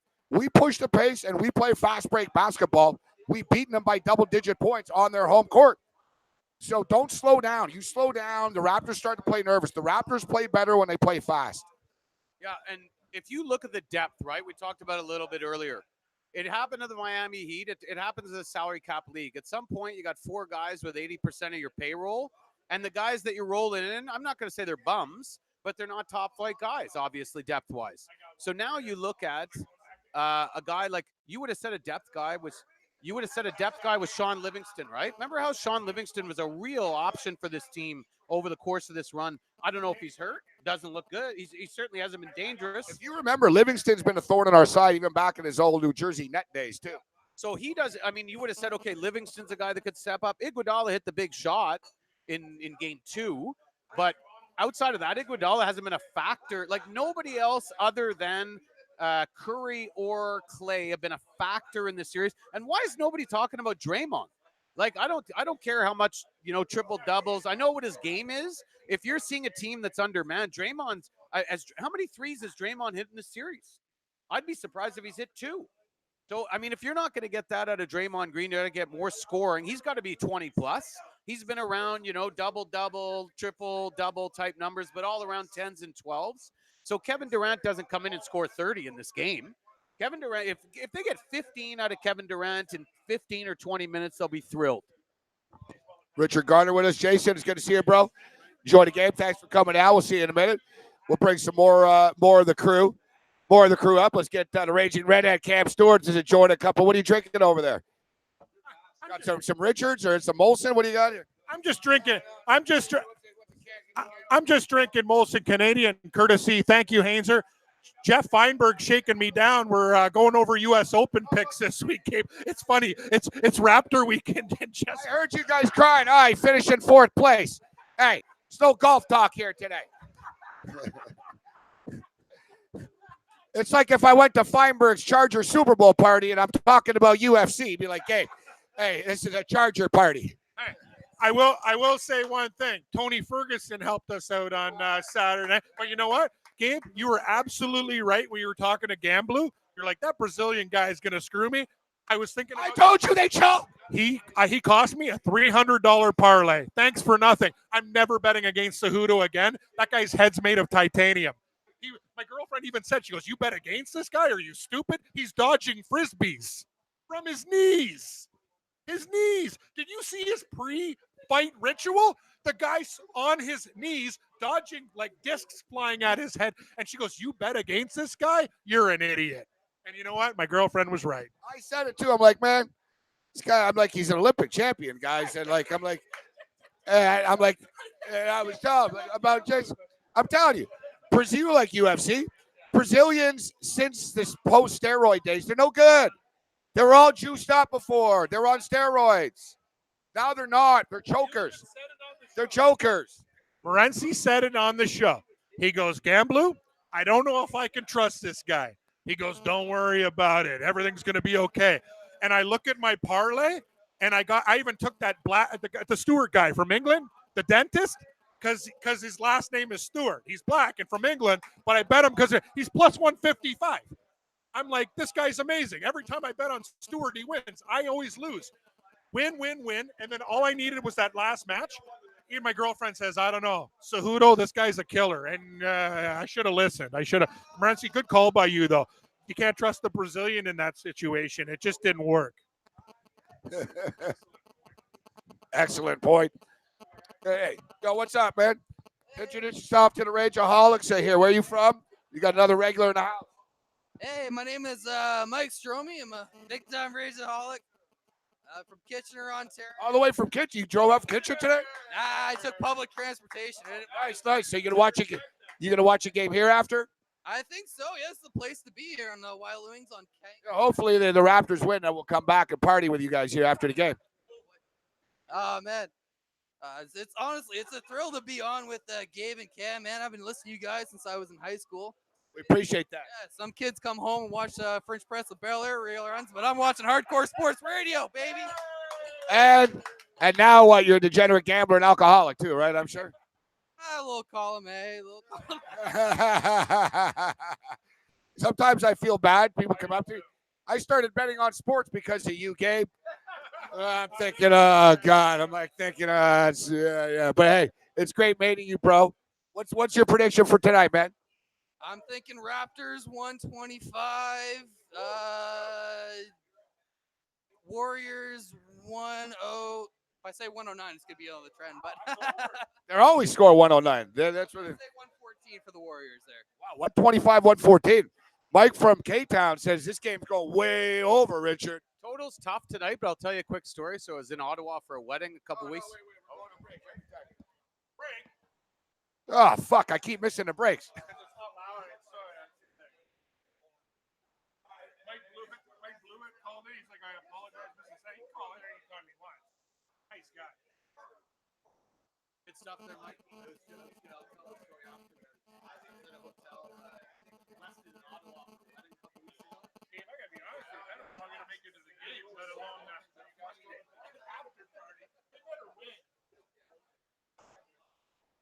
They're always very hospitable, and he goes, and I was listening to the people. I think he's on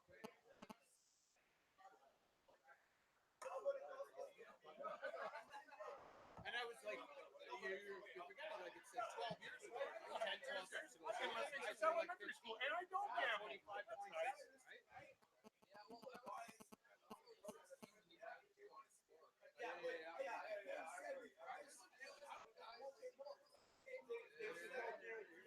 Oh, it's in the NYC now, right? They hit to New York.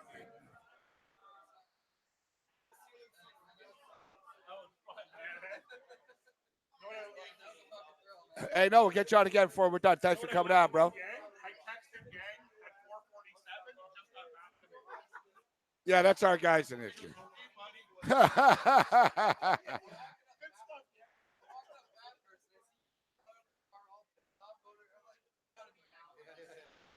I went to McDonald's for a McDouble.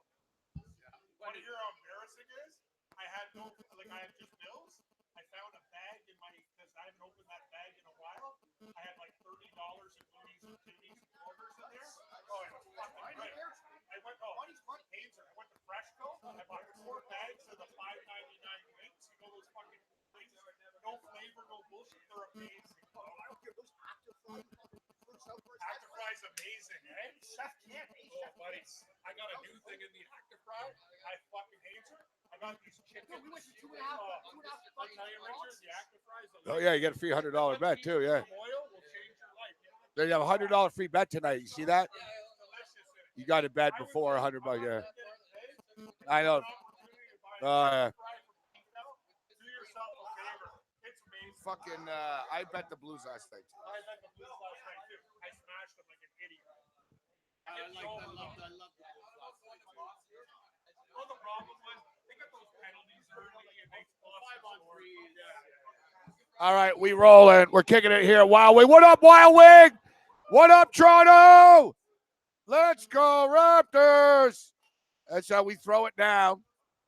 The place actually starting to fill up for real. Now, there's lineups all over the city. Right now. If we can ask Jazz to, it's funny. Jazz is like a quiet, laid-back guy, but he's been like the loudest and comes over to where we are, and it never is even talking about the show. He's always like explaining like how he grows weed or like how he like, you know what I mean? It's like, dude, like, you know, yeah. I don't want to put my greasy mitts on this thing, and I got sweaty ears, but I will say that, Jazz, Morency loves you like a brother. You went out to the store to get the splitter. You're good with me. He can't say nothing about you. Okay? And your prices are fantastic. Fantastic. There you go, Yeah, you're right. Yeah. All right, that's good. Yeah. We're trying to do a show here, and I hear Cam talking about his Actifry. Why don't you tell us about your Actifry, Cam, what you can do with that thing? You remember when we were doing the show?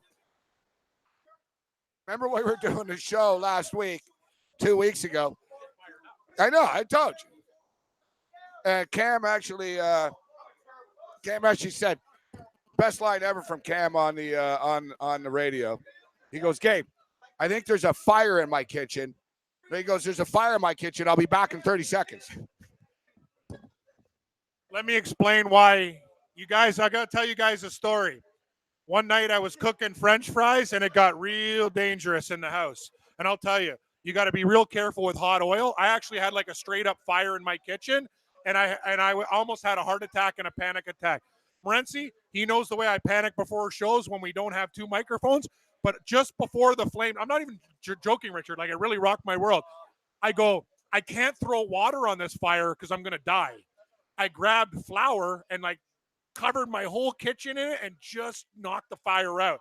I go, I will never deep fry at home again. So I got this Actifry from Tefal.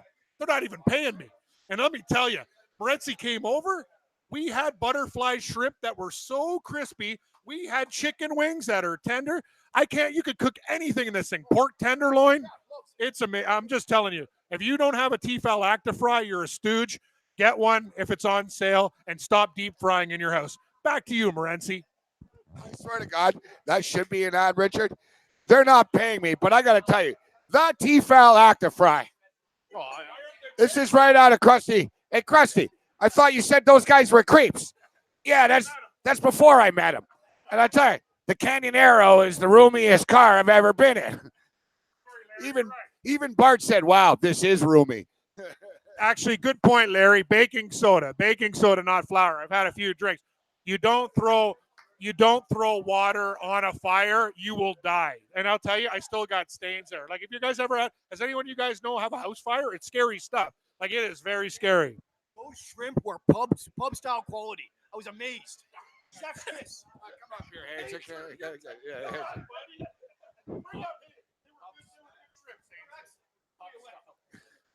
What's that pub style quality shrimps from Camp Stewart?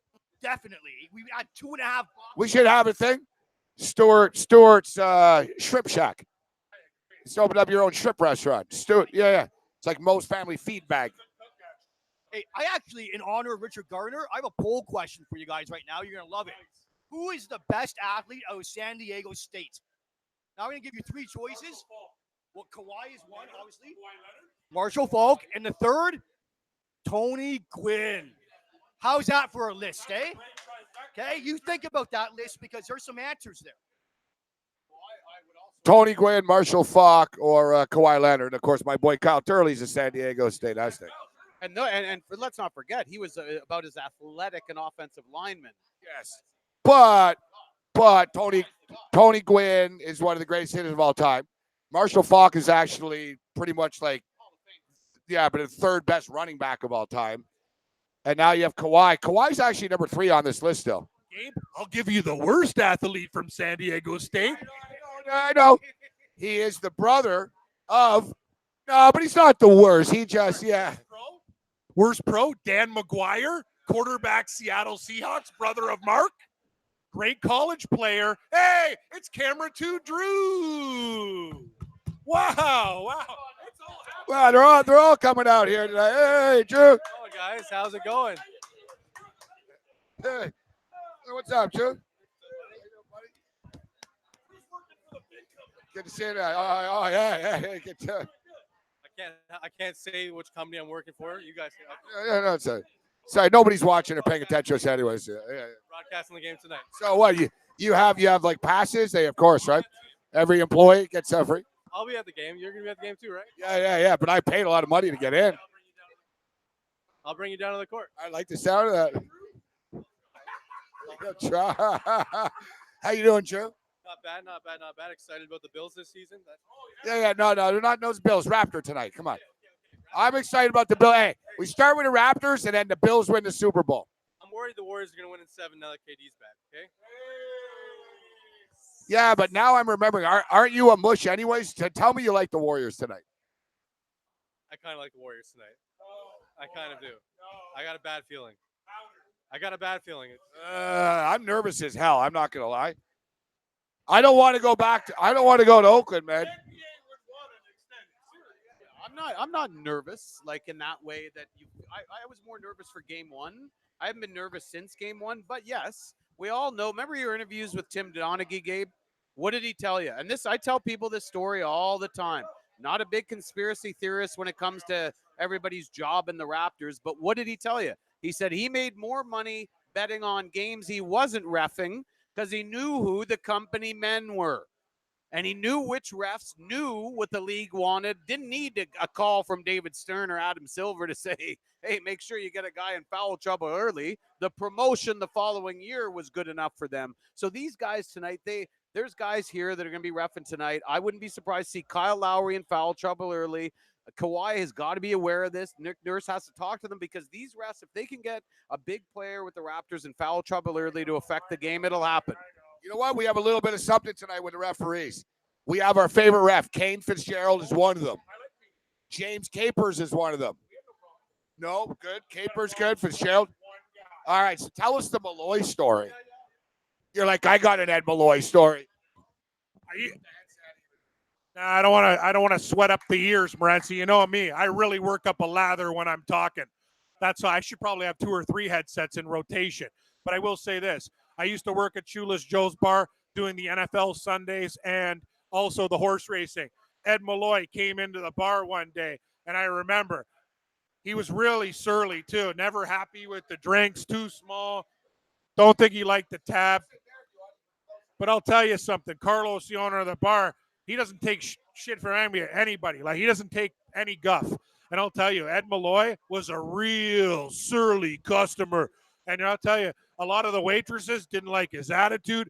He better be nice tonight because I'll tell you, I don't like the last time he showed up in Toronto. He looks like a drunk, to be honest. I'm not going to say drunk. That's a strong word because I like to drink, and I'll never call another person a drunk because I love plowing beers. But I will say this, he wasn't a friendly drinker. He wasn't a friendly. But you remember because you used the word surly. Remember the guy in The Simpsons? He was the can of Duff beer. And he was surly. Malloy looks like surly. You look at Malloy again. He looks like you pull up Malloy and the surly Duff guy, and I guarantee you they were separated at birth. I don't want to say this. It's my own personal opinion out of the network, but I'm willing to bet Malloy's been busted for drunk driving before. That's just my guess. Yeah, if I had to bet. I'm my own personal opinion, alleged. I'm just, yeah. Malloy, I'm watching you, Malloy, tonight. I better not get turf like from the arena throwing a cup at Malloy. Gabe, you got me into NASCAR. So I do the show on the weekend with not steam shrimps. I don't do the show with Galena. I do it with the Long Island Rage George Kurtz. So that's the best. When I do the NASCAR hit with Sean Engel, Kurtz calls his brother to put in his baseball bets. He's like, that's his break, right? So I do the segment. It's the bet. He's like, Cam, I'm calling in my bets. You do the NASCAR. I'm like, okay. So anyway, Engel got me into this race. So I took a little bit on Kevin Harvick today, Gabe. He was 4-1, but I don't know. He told me to fade Joey Logano, but last time I looked, Logano was winning. We'll figure it out. Who do you have? We'll get you some updated odds, actually. We'll get you some updated in-game odds. So they just started to dim the lights here at Wild Wing. Look, we've taken like half the place over, but there's actually people filling up right now already to get a spot. Now, so listen, we were down at the arena today. How about this? today, Jazz was down there. It was noon. It was 12 o'clock, and there was a lineup to get into Real Sports. So there was like people there eating already, but there's a separate line to watch the game. And you had to wait in line, Richard, and they would not even let you in until 7 o'clock at night.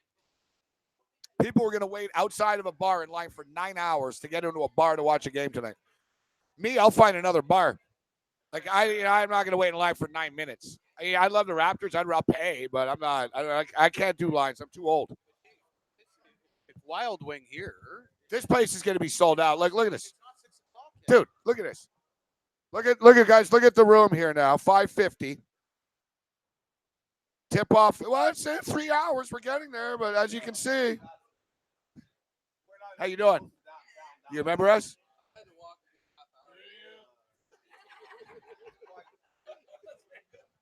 You remember her? Yeah.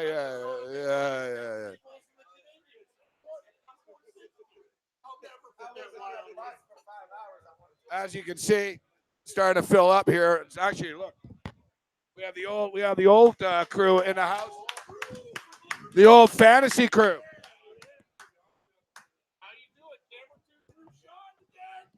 What up, Sean? Is Sean in the house? Big bandwagon Raptor fan. Never seen him wear a Raptor thing in his life. Guy's wearing Raptor gear here tonight. That's not true. This guy used to. Actually, you know what, Sean? You're freaking hardcore, man. You used to like get the contest and all. They're giving away this. And like, you've loved the Raptors a long time. Yeah. Wow. Shauno, hey, Shauno just proved his Raptor fandom. He goes, I have a Terrence Ross jersey. Terrence Ross stepped up big in big games for us, actually. Hey, we got this tonight for you, T.O. TR. And T.O. Terrell Owens. No, you know what this is for? This is for Keon F. and Clark. Let's say toast to Keon Clark. Yeah, a toast to Keon Clark. Let me tell you about Keon Clark. No. Hold on. Keon Clark's story on the other side. He's out of jail now, too. He's out of jail. Yeah, I don't know. I think maybe, let's see. Yeah, it wasn't pretty. Wasn't Cam's buddy the one that moved Keon Clark? And Keon Clark was like pissed drunk. It was like the day of a game type thing. Clark like basically even told them, oh yeah, I drink all the time during games. Like he basically said, Keon Clark used to drink like 24 hours a day. He was drunk during NBA games, but he was good. Yeah. Game time decision continues. Getting crazy here. We the North. We only got 1 hour left. We're going to bring Kyle on. If you haven't come on, you want to come up, we're going to get Pete and the boys up. Get Shauno and Shauno's old man. Let's go. Let's go. Shit, I don't got Joey Logano. He's leading. Fucking Engel told me to fade Logano this week. Yeah, I should have listened. Not listened. Oh, boy. Harvick, Hamlin, Boyer. Wow, Menard's making a huge move. You got me into NASCAR now. I start watching NASCAR. It's way better than golf because there's less fucking guys. And it's 4 hours too. You're not Thursday, Friday, Saturday. It's a good call.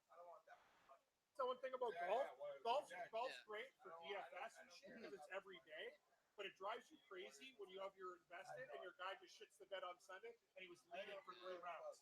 Like there's no sport that you get more angrier at than fucking golf. Like Ricky the other week. Yeah, golf will drive you nuts.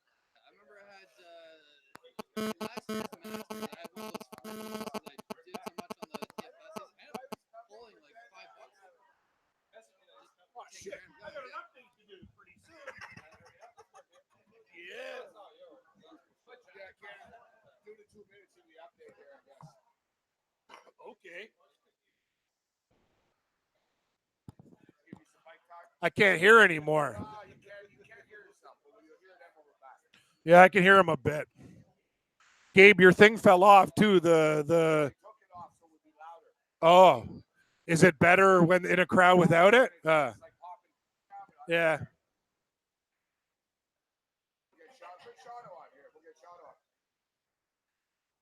How you doing?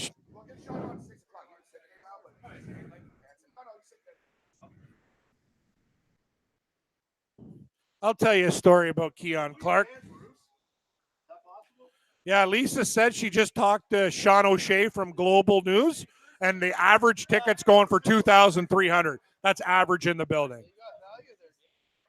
And you know what? And he says those are being snapped up. They're going to go up to like 25, 26. That's low end. That's low end. That's low end. I mean, there's like, as soon as I walked out of Union this afternoon, the guys are on the Vegas thing. Do you think people walk around at 45 minutes? Like, how much were they wanting for tickets? Can't hear shit. I didn't ask. I really wanted to see like Jurassic World and all the hard parts. It started to feel like 3 o'clock. There's just you guys.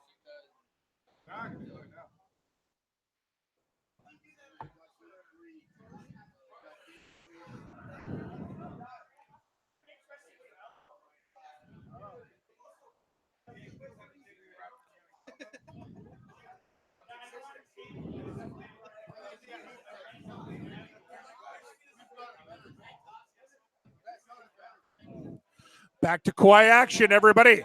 I'm the Raging Redhead Cam Stewart. Morency throwing it down.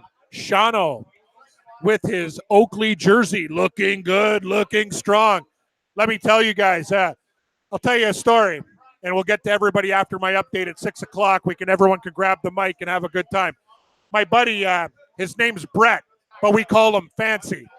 He's a fancy guy. Like, he used to live at home with his parents, with the robe, and it's one of those guys. You know what I mean? Never liked to work too much, never liked to do anything. And one day his dad, Sid, he was an air traffic controller. He said, listen, kid, you got to figure out life. Like, you can't be mooching off me my whole life. You got to figure it out. So he got a job at AMJ Campbell Moving. So he's moving some guys. He's doing whatever. He's like the junior guy on the staff. So we come out. He meets he meets Keon Clark. Thank you. Keon Clark. First thing he says, Keon Clark shows up with a fucking huge joint in his mouth, and he goes, sorry, huge joint in his mouth. He goes, you know what? Vince Carter's mom just never stops taking my parking spot. He's like, what? Vince Carter's mom never stops taking my parking spot. So he's losing his mind. Richard, I never told you the story. When Keon Clark came up to my buddy, the first thing he said to him was, why does Vince Carter's mom keep on taking the parking spots? Right? So my buddy's like, he goes, I don't know. He goes, she's not even a part of the team. Why does she always get the best spots? I can't park anywhere. So Keon's like, just ding, ding, ding, just smashing spliffs, smashing it. Like, he told me, my buddy was helping Keon Clark move for A&J Campbell Moving. He said it was the best client like you ever had. They went in his laundry room and they're just like crushing spliffs left, right, and center. So, and I'll tell you something. For people that know the Raptors for a long time, Keon Clark was a very talented player. Like, he used to get many rebounds. He did that with like a bottle of booze and like 5 spliffs. Like, yeah. Like, can you believe that? Imagine he actually went to the gym and drank juice. Like, he was a good player, like, while he was stoned. You get my drift, Yang? This guy was an animal. Yeah, buddy. Yeah, give me a cue. It's getting loud in here. I know I got my update. Yeah, back to Kawhi action, friend. I better get, thank you, friend.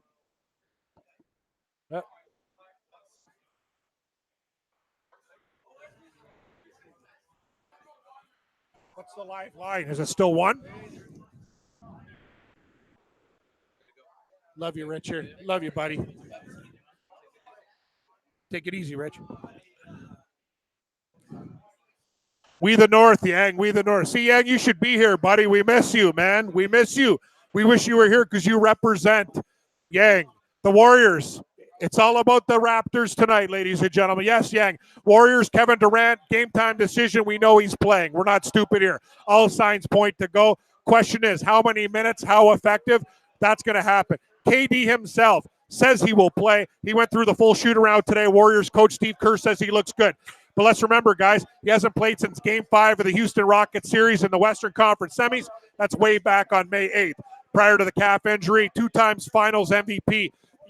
His numbers don't lie. 34.2 points, 5.2 boards, 4.9 assists, 1.2 steals, and a block. Raptors, hopefully this guy doesn't have the cardio because he is ready to rock tonight. As we mentioned, Fred VanVleet, he got his tooth knocked out the last game. He got a tooth chip. He's going to be playing with a mouth guard, but Freddie's pretty tough. Toronto up 3-1 in the series, guys. Let's hit the betting line. As we mentioned before, the line was 3.5.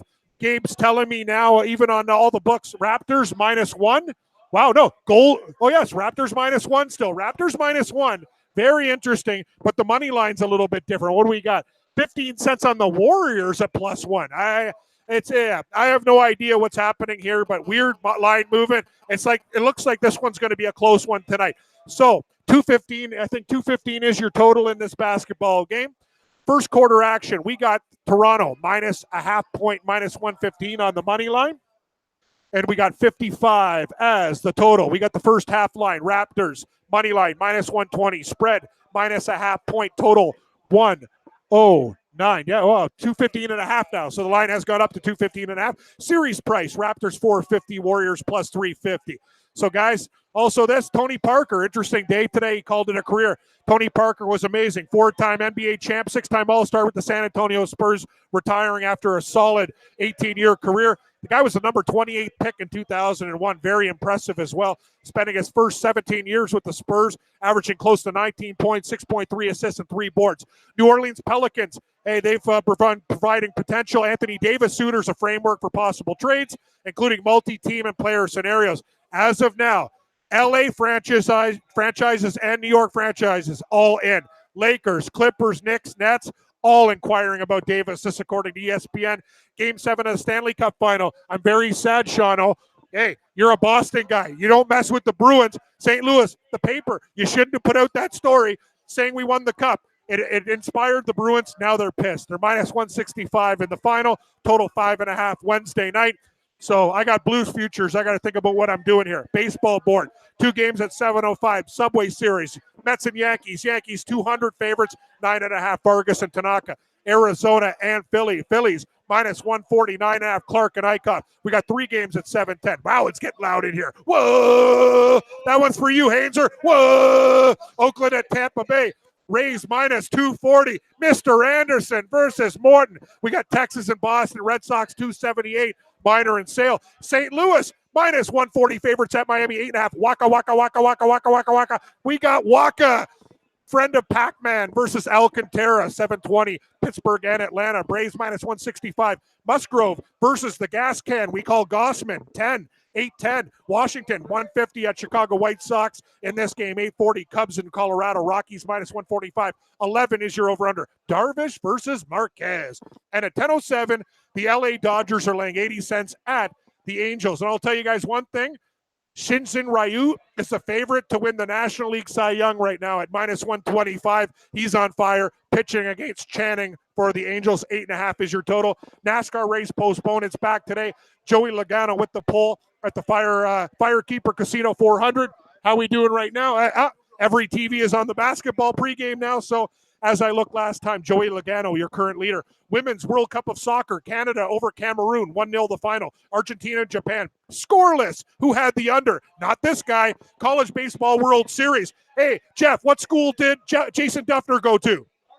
Auburn over North Carolina, 14-7, the final. And Ole Miss and Arkansas Razorbacks getting things done right now, 4-1. Morency sitting beside me, and Rory McIlroy's odds diminishing for the U.S. Open this week. He was 15-1, down to 10-1 after a stellar performance at the Canadian Open. DJ 8-1, Tiger Woods 8-1. Double or a single, don't worry about it. We got drinks coming. I'm Cam Stewart. Stay tuned. Gabe Morency will take the headset from me because, man, it's hot in here. Live from Wild Wings. Want to thank Richard Garner, the fans. We got Shauno coming up on the show. Gabe's the man. He's hosting. Mike Blewett says sorry for not coming on, Gabe. Maybe you'll call in again. We got a party here. Wild Wing on King and Bathurst in Toronto. It's hour 3, the final hour of Red Heat and Rage Radio, Yang. So what are we doing, baby? Give it to Gabe. We are coming back next. Final hour, Red Heat and Rage, before the big basketball game tonight. Let's party, turkeys. Woo! That's a professor right there.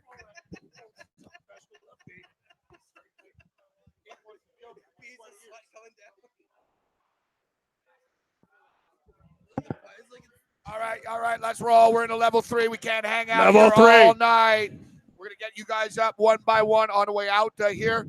We're gonna wrap up here at 7 o'clock. I gotta go drop my computer off. I had to buy a new computer charger today because I left it at the bar in Montreal. House? No, I got a hotel. Hotel, not Hainzer's house. Yeah, we got a hotel. I'm not gonna break into Hainzer's house. Some Danforth shuffle. You do the Danforth shuffle. Yeah, the Danforth shove, the Danforth dance. I don't know. Yeah, I'm not an over big fan, and we have Tim and Sid on our head behind my face here. But you know what, though? And another thing is, too, and I don't want to say this, but the good luck charm actually, it's Leo. Leo's doing the game. Perfect. It's Sportsnet. Yeah, it's Leo. That's right. Leo's been a good luck charm. Yeah, I know. He was game 7.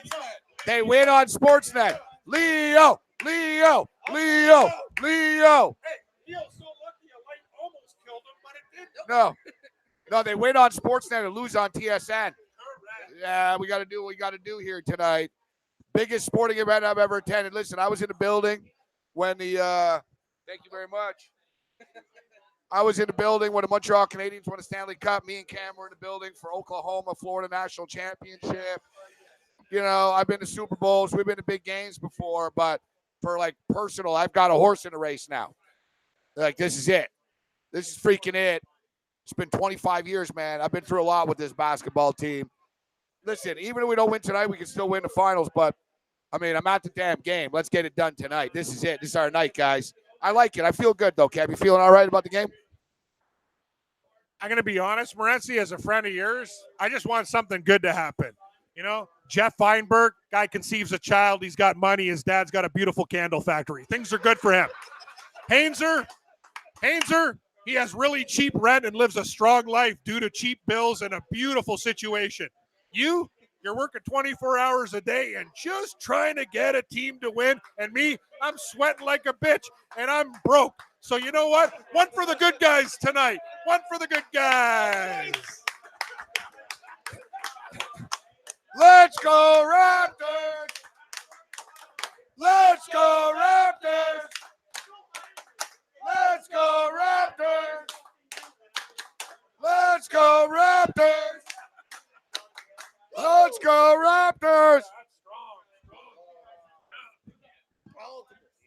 Who's got a beer for me?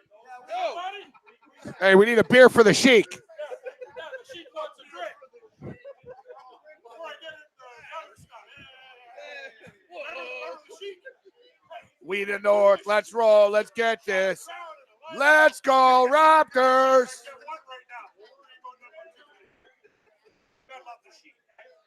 Remember that night? He pissed his pants. No one's there that night.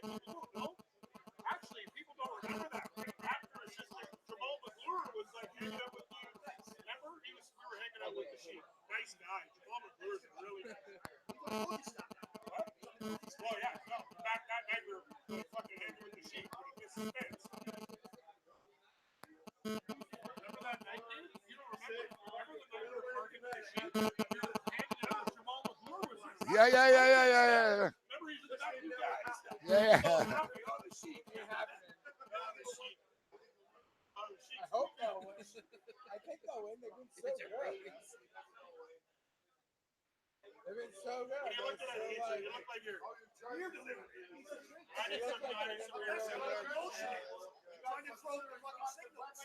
Serious No, we should get a picture. Next time somebody go up, get a picture. Grant should be really good too.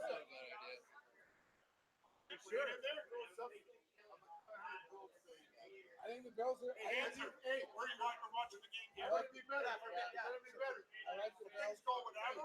I don't know. This is going to come to our place for if at halftime. I like the Bills. And it comes down. I like the Bills and I like the Bills. I got to work tomorrow.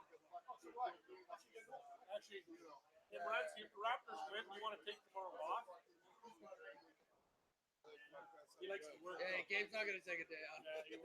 Colin Ranieri. He held court this morning. Yeah. My plane leaves either way, buddy. I might be fucking buzzed tomorrow still on the show.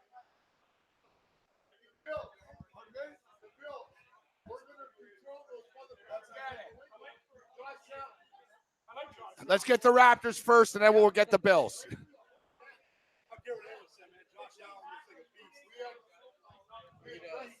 looks like Cam Newton. It's weird. I got a real soft spot on my heart for the Bills. And I'm a Seahawks fan. Love the Bills. I'm not a Bills fan, but I love the Bills. If you live in this It's area, almost like the Bills are a team.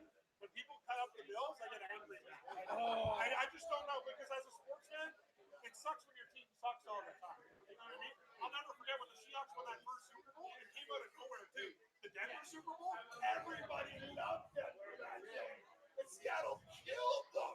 I was the only guy in the bar going, are we having fun? And it was like, I'm gonna come down in September for one of them gigs. Yeah. I've never been to the Meadowlands. Why not? Oh, the Patriots come, right? Oh, who are you a fan of?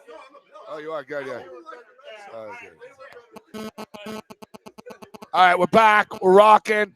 I can't believe it. This day has flown by. 2 hours and 17 minutes to tip off. What? What? No, it's not. No. They're so full of it. God, I hate Sportsnet. 2 hours and 17 minutes till your stupid show starts.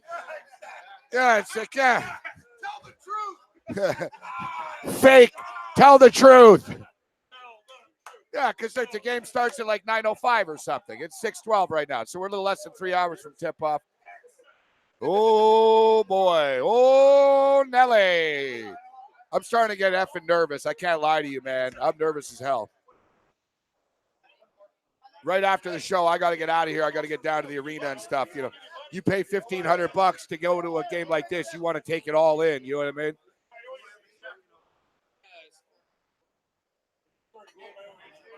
Wow. Things are really getting crazy and hype down here at Wild Wing. We're rolling it. We're kicking it. All right, let's get some of the crew up here one by one. All right, we had Jason Shano's father. Let's get Shano's father up here. Stay up here, Cam. We'll share the mic, all three of us. All right. All right, so listen, right here. So listen, introduce yourself to everybody and tell us how long you've been listening to us and what's going on. Bill O'Connell's my name. I'm Shano's dad. I've followed these two guys for years. Back to the days of the Score, when you guys came on at 5 o'clock. I used to finish work, Gabe, at 4:30. The traffic in Waterloo, bumper to bumper. Always got home to watch you guys. Damn right. And you know something? Both you guys are very, very knowledgeable in multiple sports. But you know something? What I admire you guys the most is your honesty. It's not sugar-coated and political correct bullshit. It comes from the heart. And that's why you guys have always survived. And you're going to get better. I love you guys. I appreciate it. We love you too. Thank you very much. Thanks, Bill. Thank you, Bill. Go Raptors. Let's get it. That was so nice, Morency. I didn't even know what to say, man. That was absolutely unbelievable. But as I told you guys know Gabe's the hardest working guy in show business right now. You got years with the Buffalo Bills. Are we going to get one tonight? You're at day. Yeah, let's do it proper and send Golden State packing. Raptors first championship. I will lose my shit. As I told you, when people were at my house, high school party, Atlanta Braves, Blue Jays, first series, people were crowd surfing in my house. Use the coasters, I said. Use the coasters. I got plants. I got a hole in the wall. Got a guy puking down my vents. And the best was when somebody pukes down your vents, until you turn the heat on, you don't understand how bad the situation is. It was a tough situation. Let me tell you, what a great time. Thank you, Hainzer. We need a championship. And Morency took his show all the way to NYC. They got the Yankees. They got winners. We've been waiting a long time, Gabe, a long time for something positive, buddy. No, we need to happen tonight. We need to get it tonight. Let's get our boy Pete and Kyle up here. And Kyle, Pete. We're not going to be here all night. The time is now. What up, Kyle? It's the 6+1 tonight. We're bringing the championship home, baby. 7 in total, baby. The 6+1. I'm not really sure what that means. It's the 6 boroughs plus 1 championship. Okay. 6 boroughs and 1 championship. The 6+1 tonight. 6+1. Let's get to 4 before we get to 6. I kind of agree. Let's get the 4 wins. I want to get to 4. These guys want to win 6 games now. We're going to win 6 games. No, we're good. Come on, Gabe. You got to be up with Drake, man. It's the 6 boroughs of Toronto, buddy. Yeah. I'm more of a Maestro Fresh West guy. We got the Women's World Cup going right now. Canada fired it off with a 1-0 win. I don't care about Canada beating Cameroon 1-0. I couldn't care less about the ladies struggling. Well, guess what? My bank account likes the fucking Women's World Cup. All right, Cal's done. He's done. Hook. I don't think people understood. They got to win by 2 goals, Gabe. It's a spread. Like, no offense. Like, you got to beat Cameroon by 2 or more. Right, friendo? All right. So, Kyle, note to self, don't give Mike to blonde guy again. At least Yang had no problem hearing him. Like, everyone heard that. Everyone heard him. All right. Hey, get Pete up here.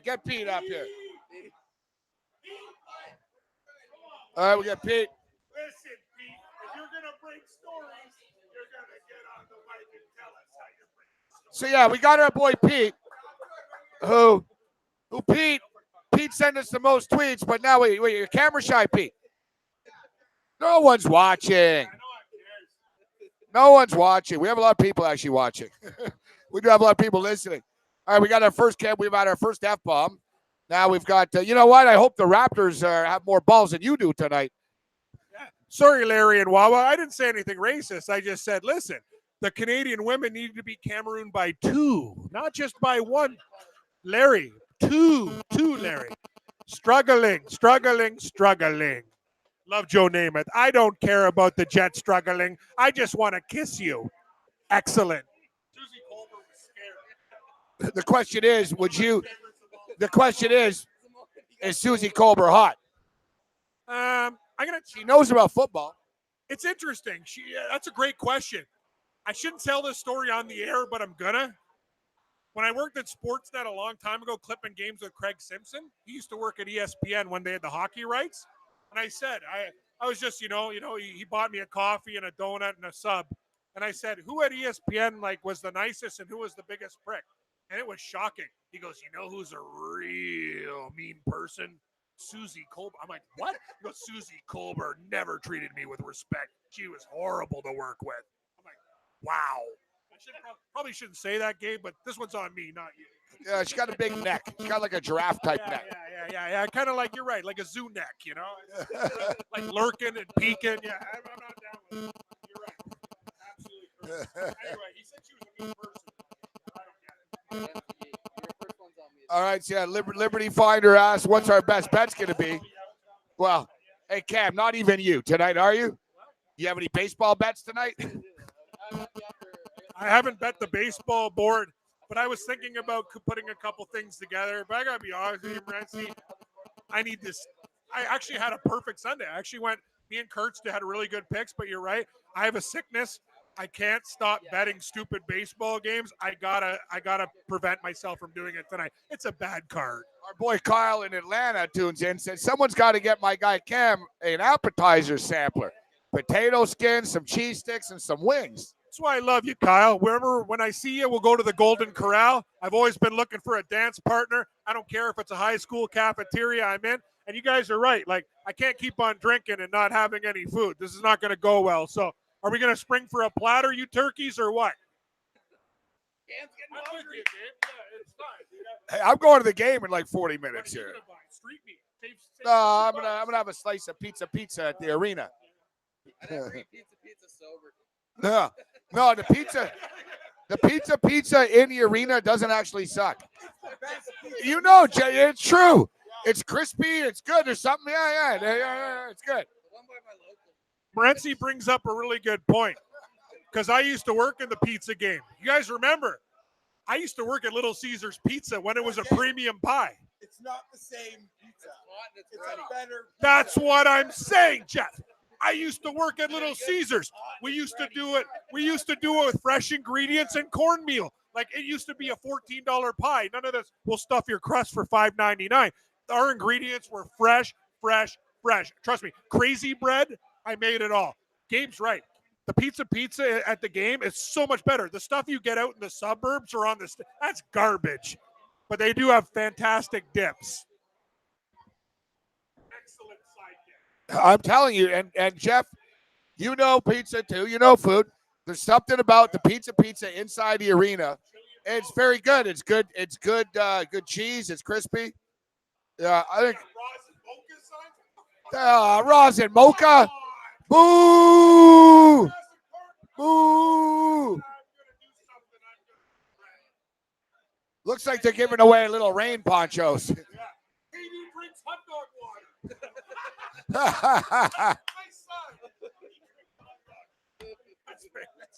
What a KD drinks hot dog water. We're gonna have to fire it up, Morency. We need some real guys like you at the game. Wow. These guys are soft. Wow. Yeah, we're gonna. It's kind of like a wrestling sign. Gold dust plus my priest equals lots of touching things. Really going for the laughs. You get it? Gold dust plus my priest equals lots of touching. It's the best wrestling sign I ever saw. It said gold dust plus my priest equals lots of touching.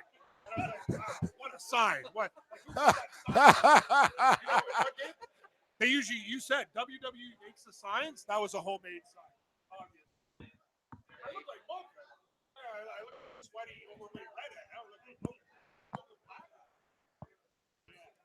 Yeah, she's been a little bit out to lunch all day. I'm the only person here. It takes her like a good 2 to 3 minutes for me to get my first. She doesn't want to be here.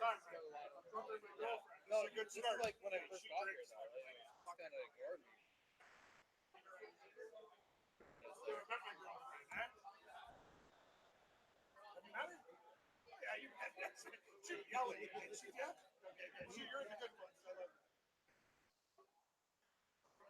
I love Jeff. Hey, Jeff, I gotta be honest though, I've been waiting for those candles for a long time, bro. I don't like to buy other people's candles, especially Dollarama ones. I'll give you money. No, I'll give you money. That's like right by the ticket, like the outside ticket office at the Scotia back there. I saw you get kicked out of Jurassic Park. Yeah, he was. Yeah, it's I don't know. Maybe he pulled out a beer or something. But yeah, they escorted him out because you'd have to be there for days in order to. Oh, he's pissed. I walk by, it's like CP24. Good job. It's flying by. Like it's already. We only have like 2 segments left. Hey, are the Blues done, Cam? Here's the thing. I don't think they are. I have a series bet, and I don't want to have that much. $600 if the Blues win. I gotta put $300 on. I can't deal with. I just don't want to have that much money on. I'll have one game. more vodka and then bring me my bill after. You know what? I'll have a double. Yo. Oh, sorry. Can you tell her? Yeah, instead of a single, I'll have a double. Thanks. What do you think? I think the Blues are better. I don't know what it is, man. Boston's fucking quick and shit. I think Blues are good. Tuukka Rask, though, the guy's fucking on. Did you hear what Carlos said after the game, though? Tuukka Rask is too fucking good, man. Said we saw the clippings, we saw the tape. Yeah, I heard those that. clippings pissed them off. Yeah. All right, we are back live at Wild Wings. Hey, let me hear you, Wild Wings. Woo! We are live. Let me hear. Let's go, Raptors. Let's go, Raptors.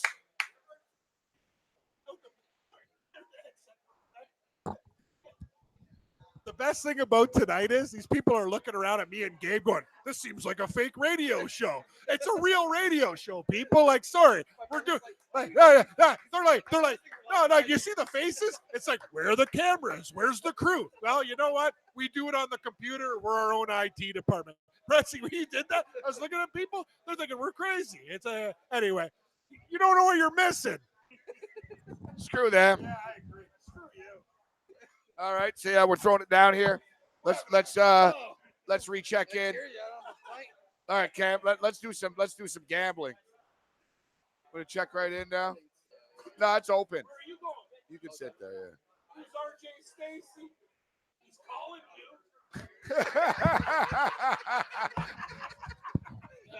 Hey, yeah. RJ Stacy, line 1. Let's go to the baseball board. That's too good. No, I was only being sarcastic. What are you betting baseball? It's the biggest game in Toronto history. You're betting.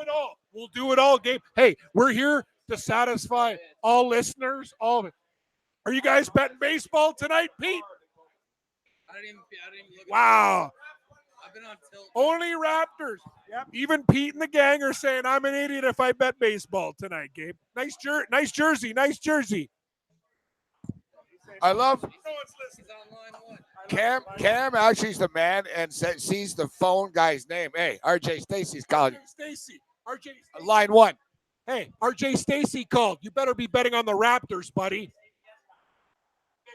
13-1. 13-1. That pays plus 1,300. Let's get it. 13-1. Yeah. We're about to lay it all down on the Raps now. And you know what? A book that doesn't pay us to sponsor them, so it doesn't matter. But we have a $100 free roll that we're going to use.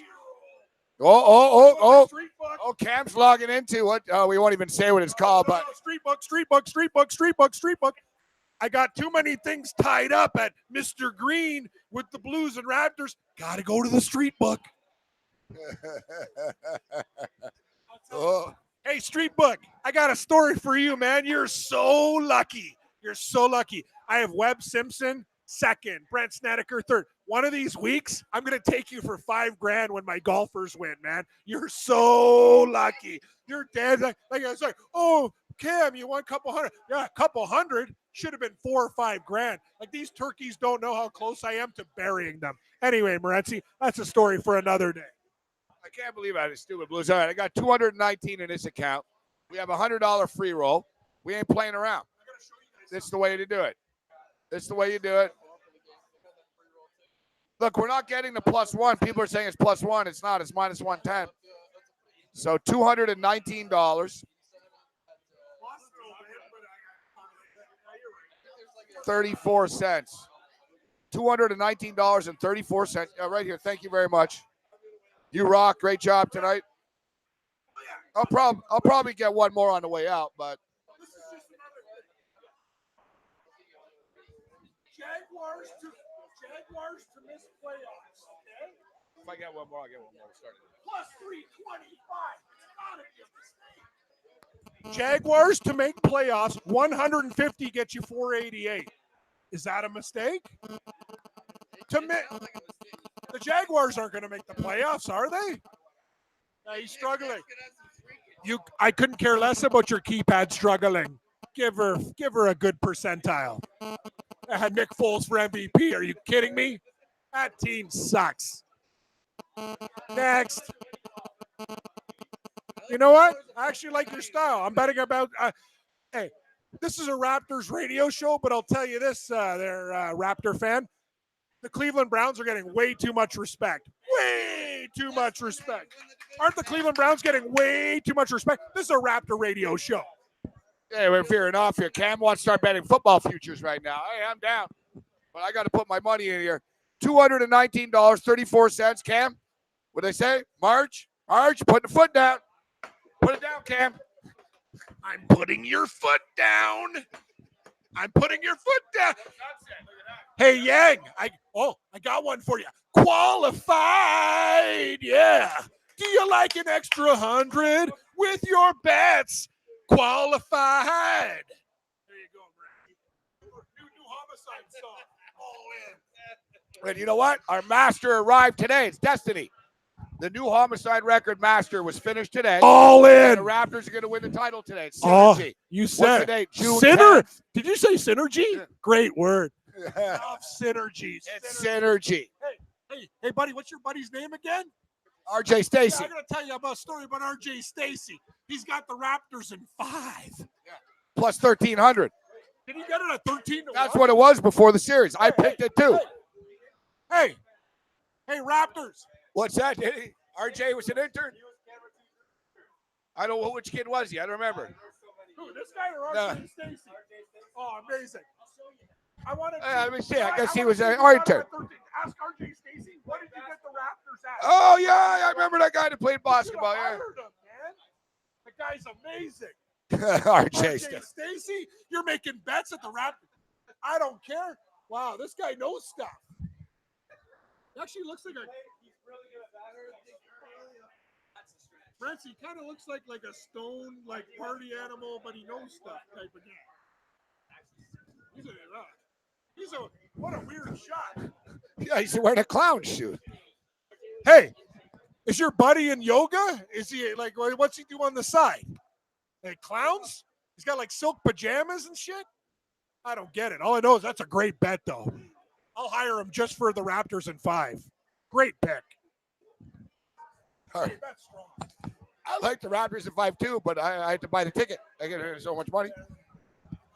Yeah, they better win tonight. They're gonna win. What do you think? I'm gonna be honest with you. And Are you worried or? Oh, yeah. I am. But we listen to the show. How much you betting? Oh, you already have the series. You betting on the game some more? If the Raptors win, I get like 588 or something. But here's the problem. The last game we bet, we talked ourselves out of it because the problem with me and Gabe is we believe in so many conspiracy theories for all the things that have happened before. The fact, when I was watching that last game and the Raptors started kicking their ass in the second half, I'm like, what the hell's going on? This ain't going to script. That's kind of the thing. Like, the Raptors are just a better team than them. If they put their foot down, they can win this game tonight. I just really, really worry about the NBA wanting to extend it. Money. What do you think? I think there's going to be some nervous moments tonight. I think it's going to go back and forth. And I think early in the fourth quarter, Kawhi Leonard's going to start to raise it up a notch. Durant will look good early in the game. But as the game goes on, the pain will start to kick in. He's going to slow down. You do a great show at Joe Ranieri in the morning, Morency. He's always ripping on like Drake and stuff. Like, is he all in on the Raptors or what? See, Joe, we love you. I know you want to have fun with some cleat chasers during your great days at Oklahoma State. But you know what? You got to be a team player tonight. We're all Raptors all the time. I'll tell you guys something. This community needs something positive to think about. Leafs losing to the Bruins? Are you kidding me? So sick and tired of this shit. Time for a winner. You love that term, cleat chaser. Because I said, you know what a puck bunny is? He's like, what's that? Oh, when you said cleat chaser, you were laughing too. Yeah, he goes, I said, yeah, you know, the hockey. He goes, oh, you mean like a cleat chaser? Yeah, so me and Ranieri and Gabe. So Gabe, I do the Wednesday hit where I give my golf picks on the morning show, right? So me and Gabe are talking about chicks who like to bang hockey players. Chicks who like to bang hockey players are called puck buddies. I didn't know in baseball they're called cleat chasers. Cleat chasers. I was like, wow, have you guys heard that one before? See? Nah, I'm not the only one. Cleat chaser, yeah. You knew puck bunny. Everyone knows puck bunny.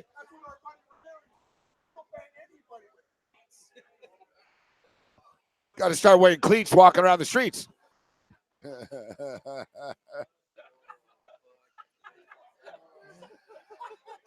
Oh, Nelly. See, Sooner Lisa. What up, Lisa? Sooner Lisa, you're used to this stuff. You're an Oklahoma Sooner fan. You guys have been in big games and stuff. This is like... Yeah.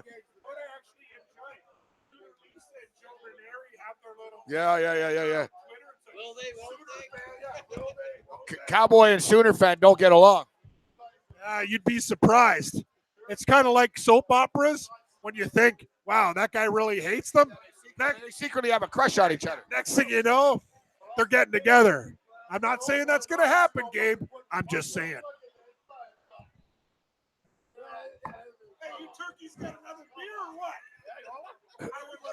More beer. You know what? Yeah, we need some more drinks on the way out here. I'm just killing you, Lisa. It's all good. Hey, can you guys pass over the charger there? Thank you.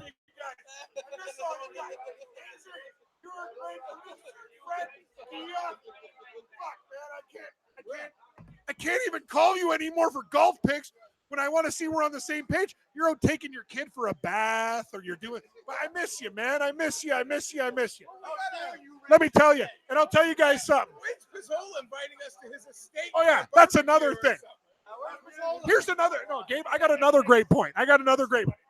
We used to work with a guy who made hundreds of $1,000s in Bitcoin. Where's our invite to the barbecue? Is he embarrassed to be friends with us? Is Pizzola embarrassed to say he knows us? We put him on the air. Renzi and I put him on the air. Yeah. And I'm the guy that, yeah, I know. Yeah. That's all right. Here's the deal, Pizzola. We love you, but what's the deal, man? You got to invite us out to your house. The guy made $1 million on Bitcoin. Let's go Raptors! Let's go Raptors! Let's go Raptors! Look. It's gonna be hard for you, Guilherme. Guillermo. What up, Guillermo? What up, Guillermo? You old school Raptor fan? Yeah, for sure. Let's go. He's doing it for Jose Calderon. Yeah. Hey, how about Junkyard Dog, man? There's a real Raptor. JYD, all you guys. A lot of players bled, sweat for this team, man. We tried, they tried, fell short.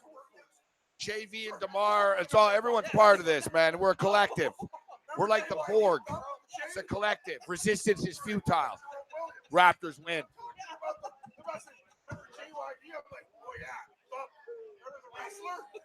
I'm not playing.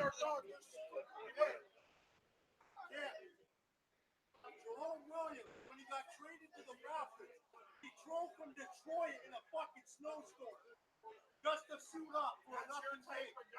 That's your guy. Your guy. Am I seeing Mets Yankees postponed?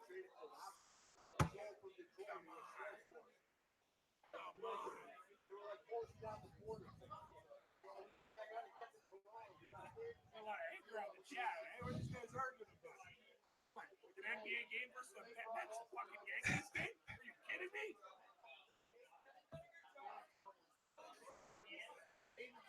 Stay hydrated. No worries, Slick Picks. I don't think that's happening. Have you met my slow machine? It's not here. Buddy, that thing's fucking crazy, eh? I got a new app on my phone. Oh, hold on. I gotta show you guys this shit. Renzi, you're not gonna believe this shit.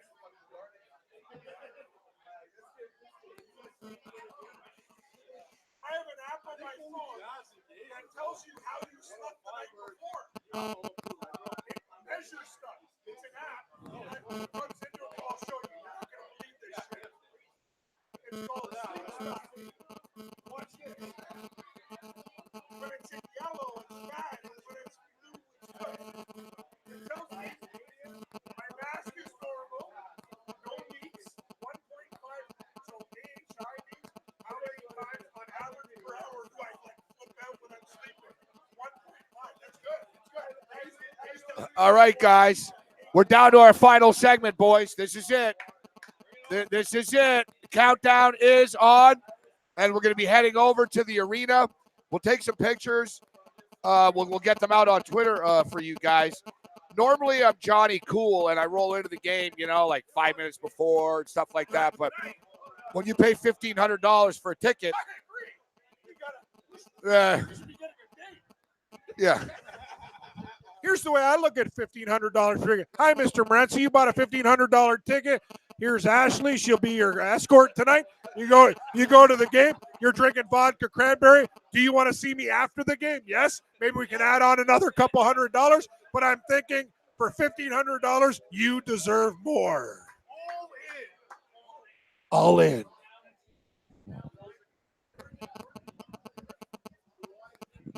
So the countdown is on. I'm not going to lie to you guys. I'm getting nervous as hell. Of course, yeah, the shows are great, but yeah. What are you going to do? Yeah, we can't live like this every day, guys. Here's the thing. Yeah, sure. I'm a funnier guy when I have about 10 beers, but the problem is, what are the bosses at the network going to think? It's not a good idea. But No, and we shout out to the bosses. We appreciate it. I know it's a little crazy and chaotic today. Thanks for letting us come down here, Toronto, throw it up like this.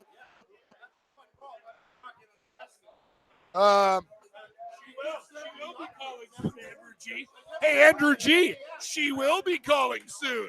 She will be. And you know what the best is? It's going to be, what are we drinking after I drink the beers, buddy? Whoa. So listen, it's almost though like we need a plan. So it's almost like meeting spots and stuff if the Raptors win, because this city is going to get effed up, bro. And it's going to be hard to move around. It's going to be hard to do anything. I don't have any booze for after it. That's my problem. I got to think ahead, because if they win, it's going to be hard to get even to a bar and stuff, you know? I'm going to play it by this. I think we're going to stay here for the first half. I'm also going to hit a liquor store or beer store and buy at least 10 to 12 King cans to have in my bag. I'm going to go back. Yeah, because we'll meet at midnight after on the street. Exactly. Me too. Me and Jazz are going to go buy a case of beer and put it in the hotel room. I'm not done yet, but after, I'm going to go see my chick. And if the Raptors win and I'm still awake and I'm not passed out, starfished on the floor, I will see you in a ditch at the end of the Raptor game. Oh, yeah, you got your phone, too, and it's charged. Good stuff. Party in Gabe's room, says Sooner Lisa. Party in Gabe's room. My phone only is at 44%. Son of a... yeah, we got a hotel down right by the arena, too, the Strathcona, so we got a room down there. Right across the street from the Royal Fairmount. So we can duck in, like when the riot starts, grab the beer in the room. You know what I mean? Hey, you guys got to hand to Morency. Hazer, I'll say this. I'm a guy with sleep apnea. I party pretty good, as you know. But I got to hand it to Morency. This guy was in Montreal the other day, jet setting at the F1, and he's doing this stuff. Actually, you look great. You look great. You look great. Hey, lesson learned, man. Get your party better. Look better. Be smoother. Figure it out. Figure it out. If you turn on Hazer, figure it out, Hazer. Yeah, well, Hazer's like me. He's a big guy, but his shirts are too tight. Yeah, what's He's a good guy. I love Hazer. Hazer's a guy you can count on. Hazer, a great guy. All right, countdown is on right now. We're going to have to start getting our picks out here. I ain't playing around with any props. I'll give you guys the numbers right now. Can't be playing any props tonight. I'm too nervous for this stuff. I'm just betting the Raptors to win the game. I already have the Raptors to win the series. That's as simple as that.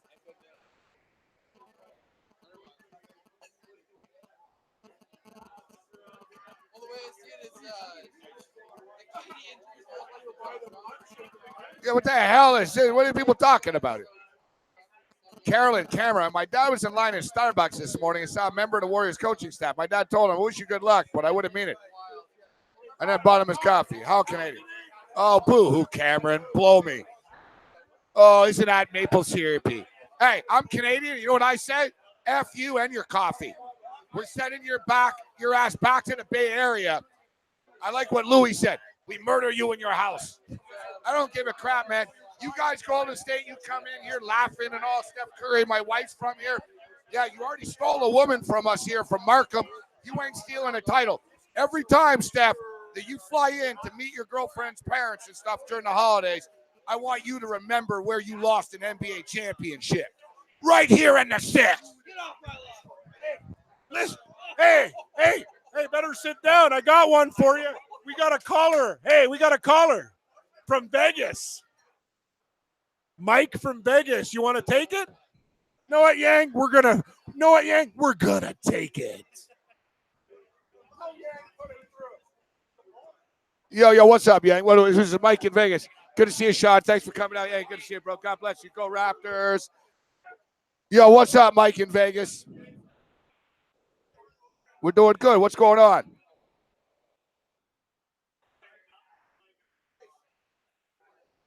No? Do you have anything to back it up?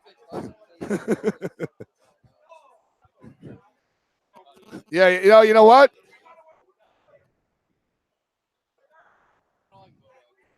No, you know what? That's all right. It's mushes like him. It's losers like him that are gonna. That's the reason why we're gonna win, because all of the haters. This guy led Las Vegas. He probably has a poster of Las Vegas on his wall. No,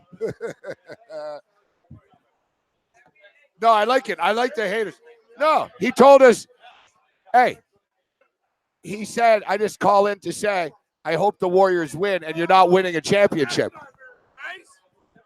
Who's it? From Vegas? Hey, Yang. So who called? Some guy from Vegas? Hey, you better settle down. I wouldn't have taken the call. You're all nice. Well, Yang's supposed to tell us who. He's supposed to be a call screener. He's supposed to be a call screener. I don't know any of this shit's going on. I have no idea. What are we doing here? Hey, Gabe, the Raptors are dogs at Bodog. 1 point dogs at Bodog. Good. You know why? Because Bodog is where all the public suckers bet. You bet at Bodog, it means you lose a lot. Good. RJ Stacy ain't betting at Bodog, all right? RJ Stacy's like laying it down at FanDuel and Pinnacle, like real places.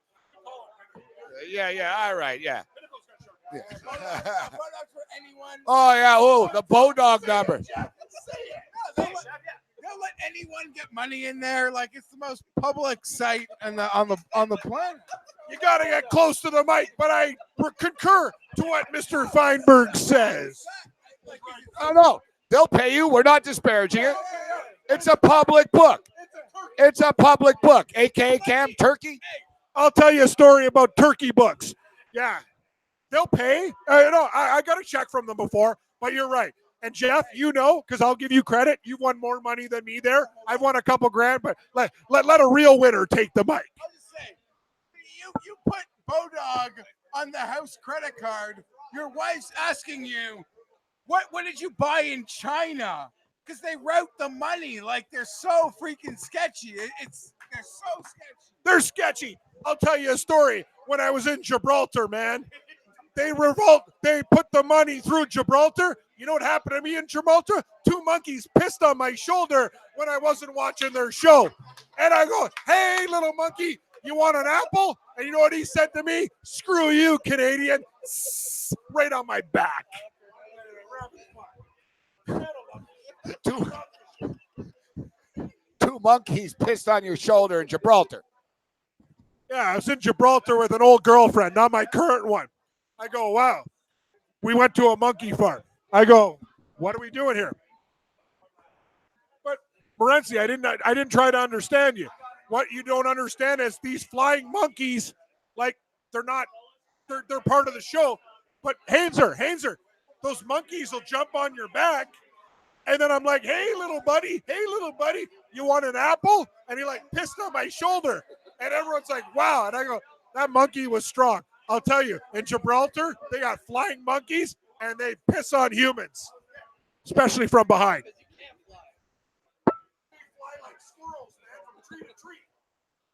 All right, guys, we're going to start to get a little bit more serious now. We're into the final countdown.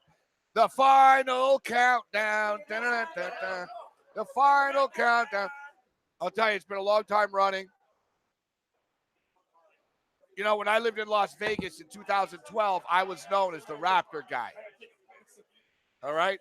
When the Toronto Raptors got eliminated last year in the playoffs, I had one of the biggest meltdowns and nervous breakdowns I've ever had in my life and started throwing vacuum cleaners off of balconies.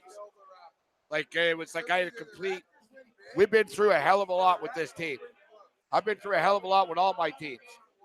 All right? Michigan, the Bills, the Dodgers, man.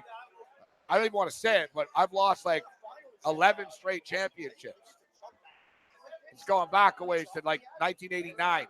This is it. This is it. And I don't really care. I don't take sports that seriously. To me, it's just a bet. And like I say, if your favorite team losing is the biggest problem you have in your life, then you got a good life. But at some point in time,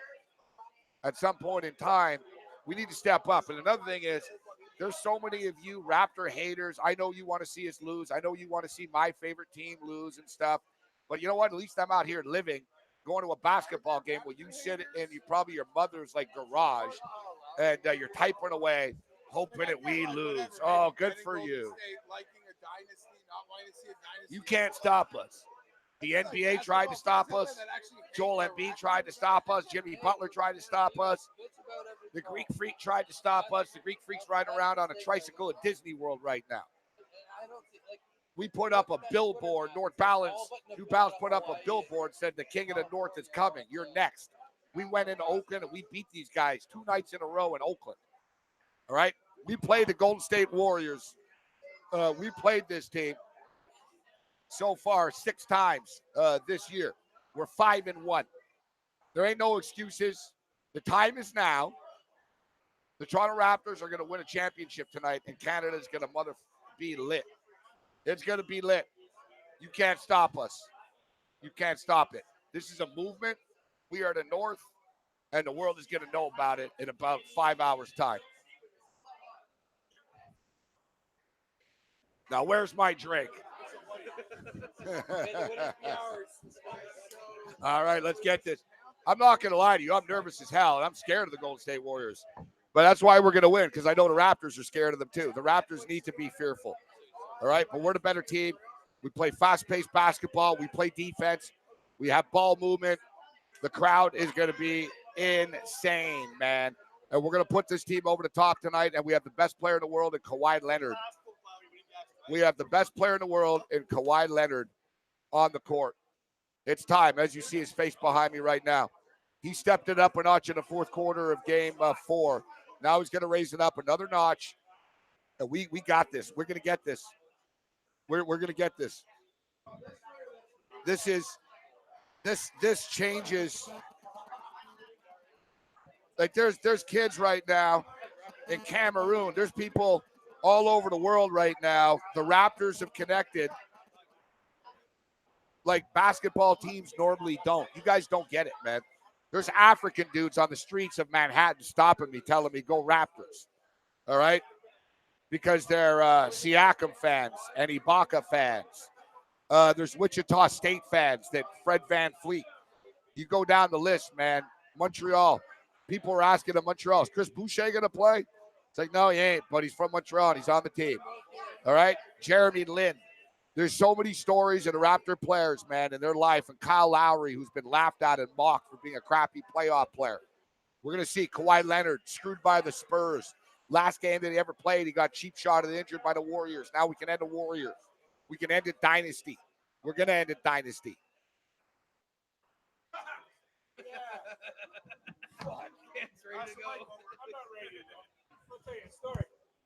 So I go to the bathroom, right?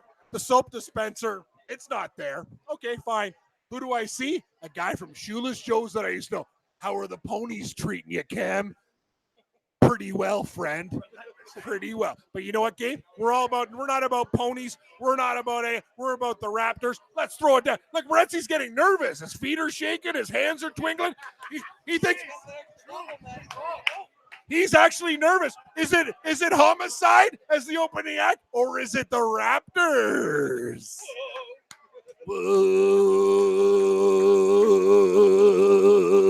That one is for you, Hainzer. Is that what I sound like? Raptors win. Raptors win. Let's do it, Gabe.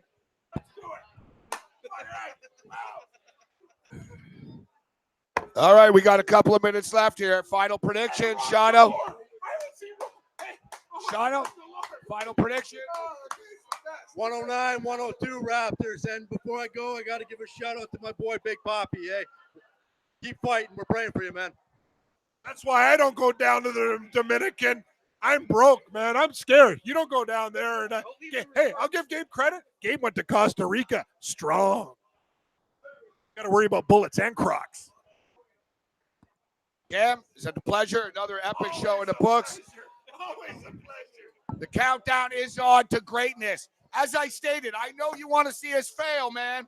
The NBA want to see us fail. So many of you haters out there, you know what? Go get yourself something to eat. Get your popcorn ready. And you know where basketball was invented?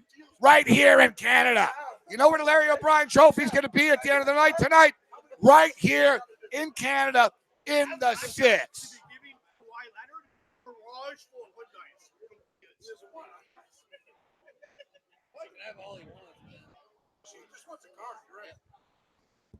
Cam, final thought, Cam. We're out in about a minute or so, if that.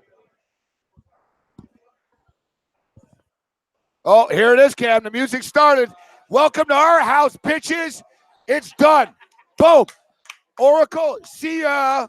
Other than that, you're on your own. Raptors win. Raptors win. We'll see you in the middle of the streets. We're still on. I'll see you in a ditch after the game, you turkeys. Plus 260. Sign it up. Raptors all the way. Gabe, I hope they get it done for you. All you horse players out there, I'm going to start tweeting out picks a little bit more. Ainser, I think we could really do some damage, but that's a story for another day. We love you. Stay safe, everyone. I don't know if we're going to make it to the post game, Pete, but it'll be okay. Are we done? Are we out of here? I can't hear. He gone. Back to Kawhi action, fellas.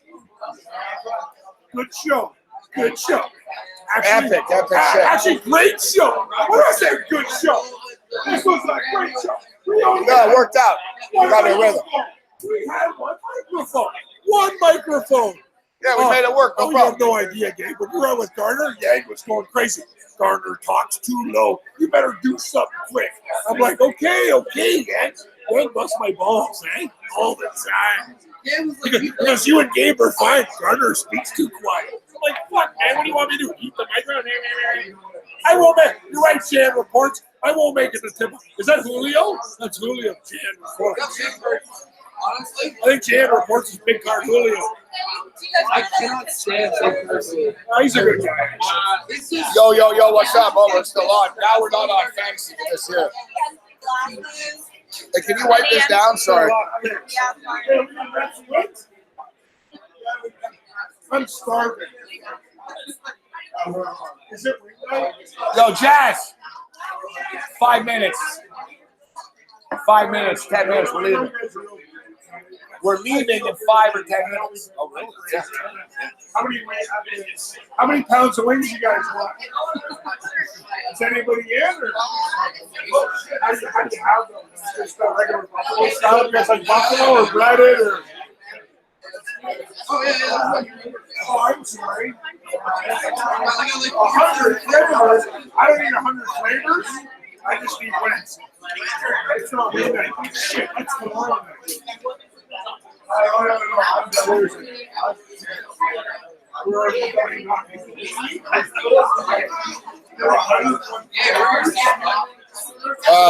Last row.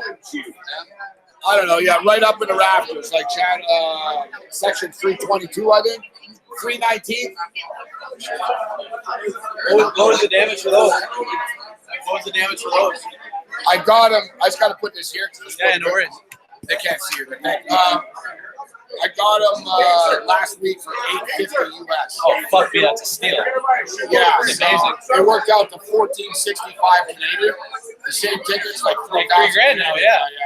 Once in a lifetime shit, right? I was looking for tickets just late. Somebody offered me $3,000 for the damn. They're like, "Oh, you're crazy! I'm not going to trade the ticket just to make $1,200. Like, lose out on this fucking shit." You know what I mean? So once in a lifetime I love the Raptors for real and shit. Like, I've been a diehard fan for a long time, for like 25 fucking years. Like, I was there in year one. Like, I live in New York now. Like, I flew up from New York City for this. Oh, really? Yeah. Like, it's cost me thousands of dollars. Like, it's worth it.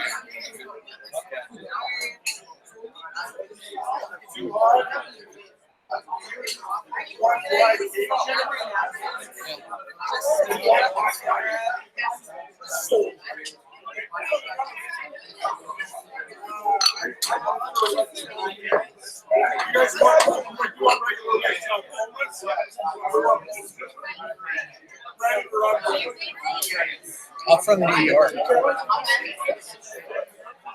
Like an $800 flight, maybe $1,000. Want a bread? All bread. It's going to be a fucking crazy night. I like blue cheese myself. What do you like, Max? Do you know where you guys drinking at pictures? Where are you with them? We're not with them. No, so you're just by yourself. Do you know who gave you that picture? Yes. Her. I know, we got right from the bed. Oh, okay. And you took her right away? Yeah, Okay. Orange should be here. Orange should be here in a minute. Jesus Christ. Now I got to get them all battered. I don't want them all battered. Wraps by 10 tonight, I think.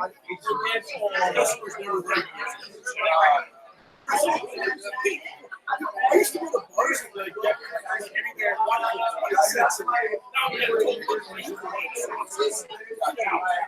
On the jog, the fuck. I don't want to get into this shit right now, but the wind I used to get whatever I wanted anytime I wanted. 4%. I was in my man. You're putting in a fucking game tonight. That's crazy. It's actually pretty cool. I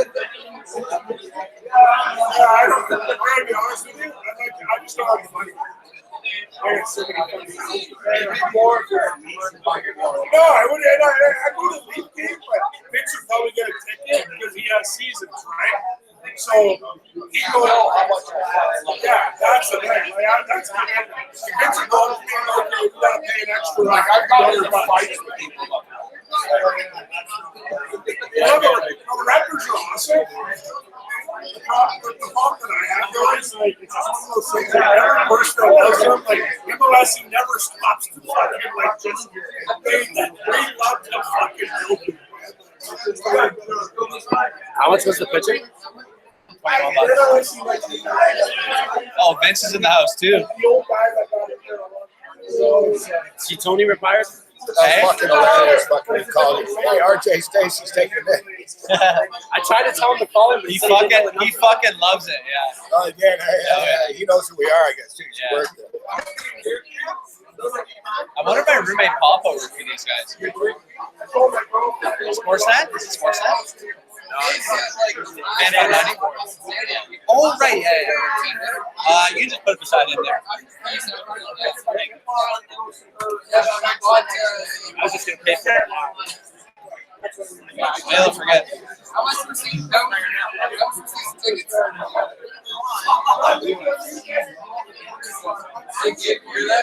Season tickets next year, 2,800 or 28,000. 2,800 or 28,000? It's not bad. If you're at now, you got access to the fucking tickets to the playoffs. Early, yeah. Way early. Stop. Flip them for 3K more. 2K Yeah, you more. can sell 2 free tickets and pay for a season. Yeah. Don't go to a game or two. I might do that next year, actually, buy seasons. They just flip? Why stay? You're going to be back next year. You make your seasons off one fucking game. Couple of Why games. not? Yeah. Plus, you can't go every night anyways. Yeah. You know, though, I was in New York. I was here for the Milwaukee game 3. But it bothered me. I was like, man, if I was a real fan, I'd be there game 1. And then I realized, then I'm just going to be mad I'm not there later this year. So I sort of waited. I jumped. Perfect time. Good fucking series, too. That Bucks one. All right, guys, we got to get the fuck out of here because we actually going to the game, bitches. 4 Canadians. Yeah. I'll take a bill. Hey, I'm not going to forget about it. If anyone wants to do a group shot or any selfies, let's do it now. We'll get the fuck out of here. Let's go. Line them up. Boys.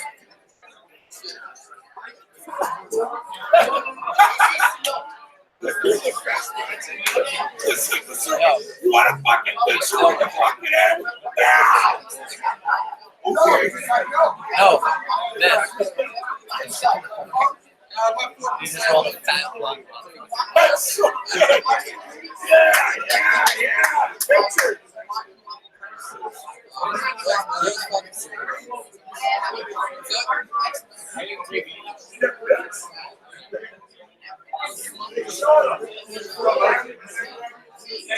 I got this shit.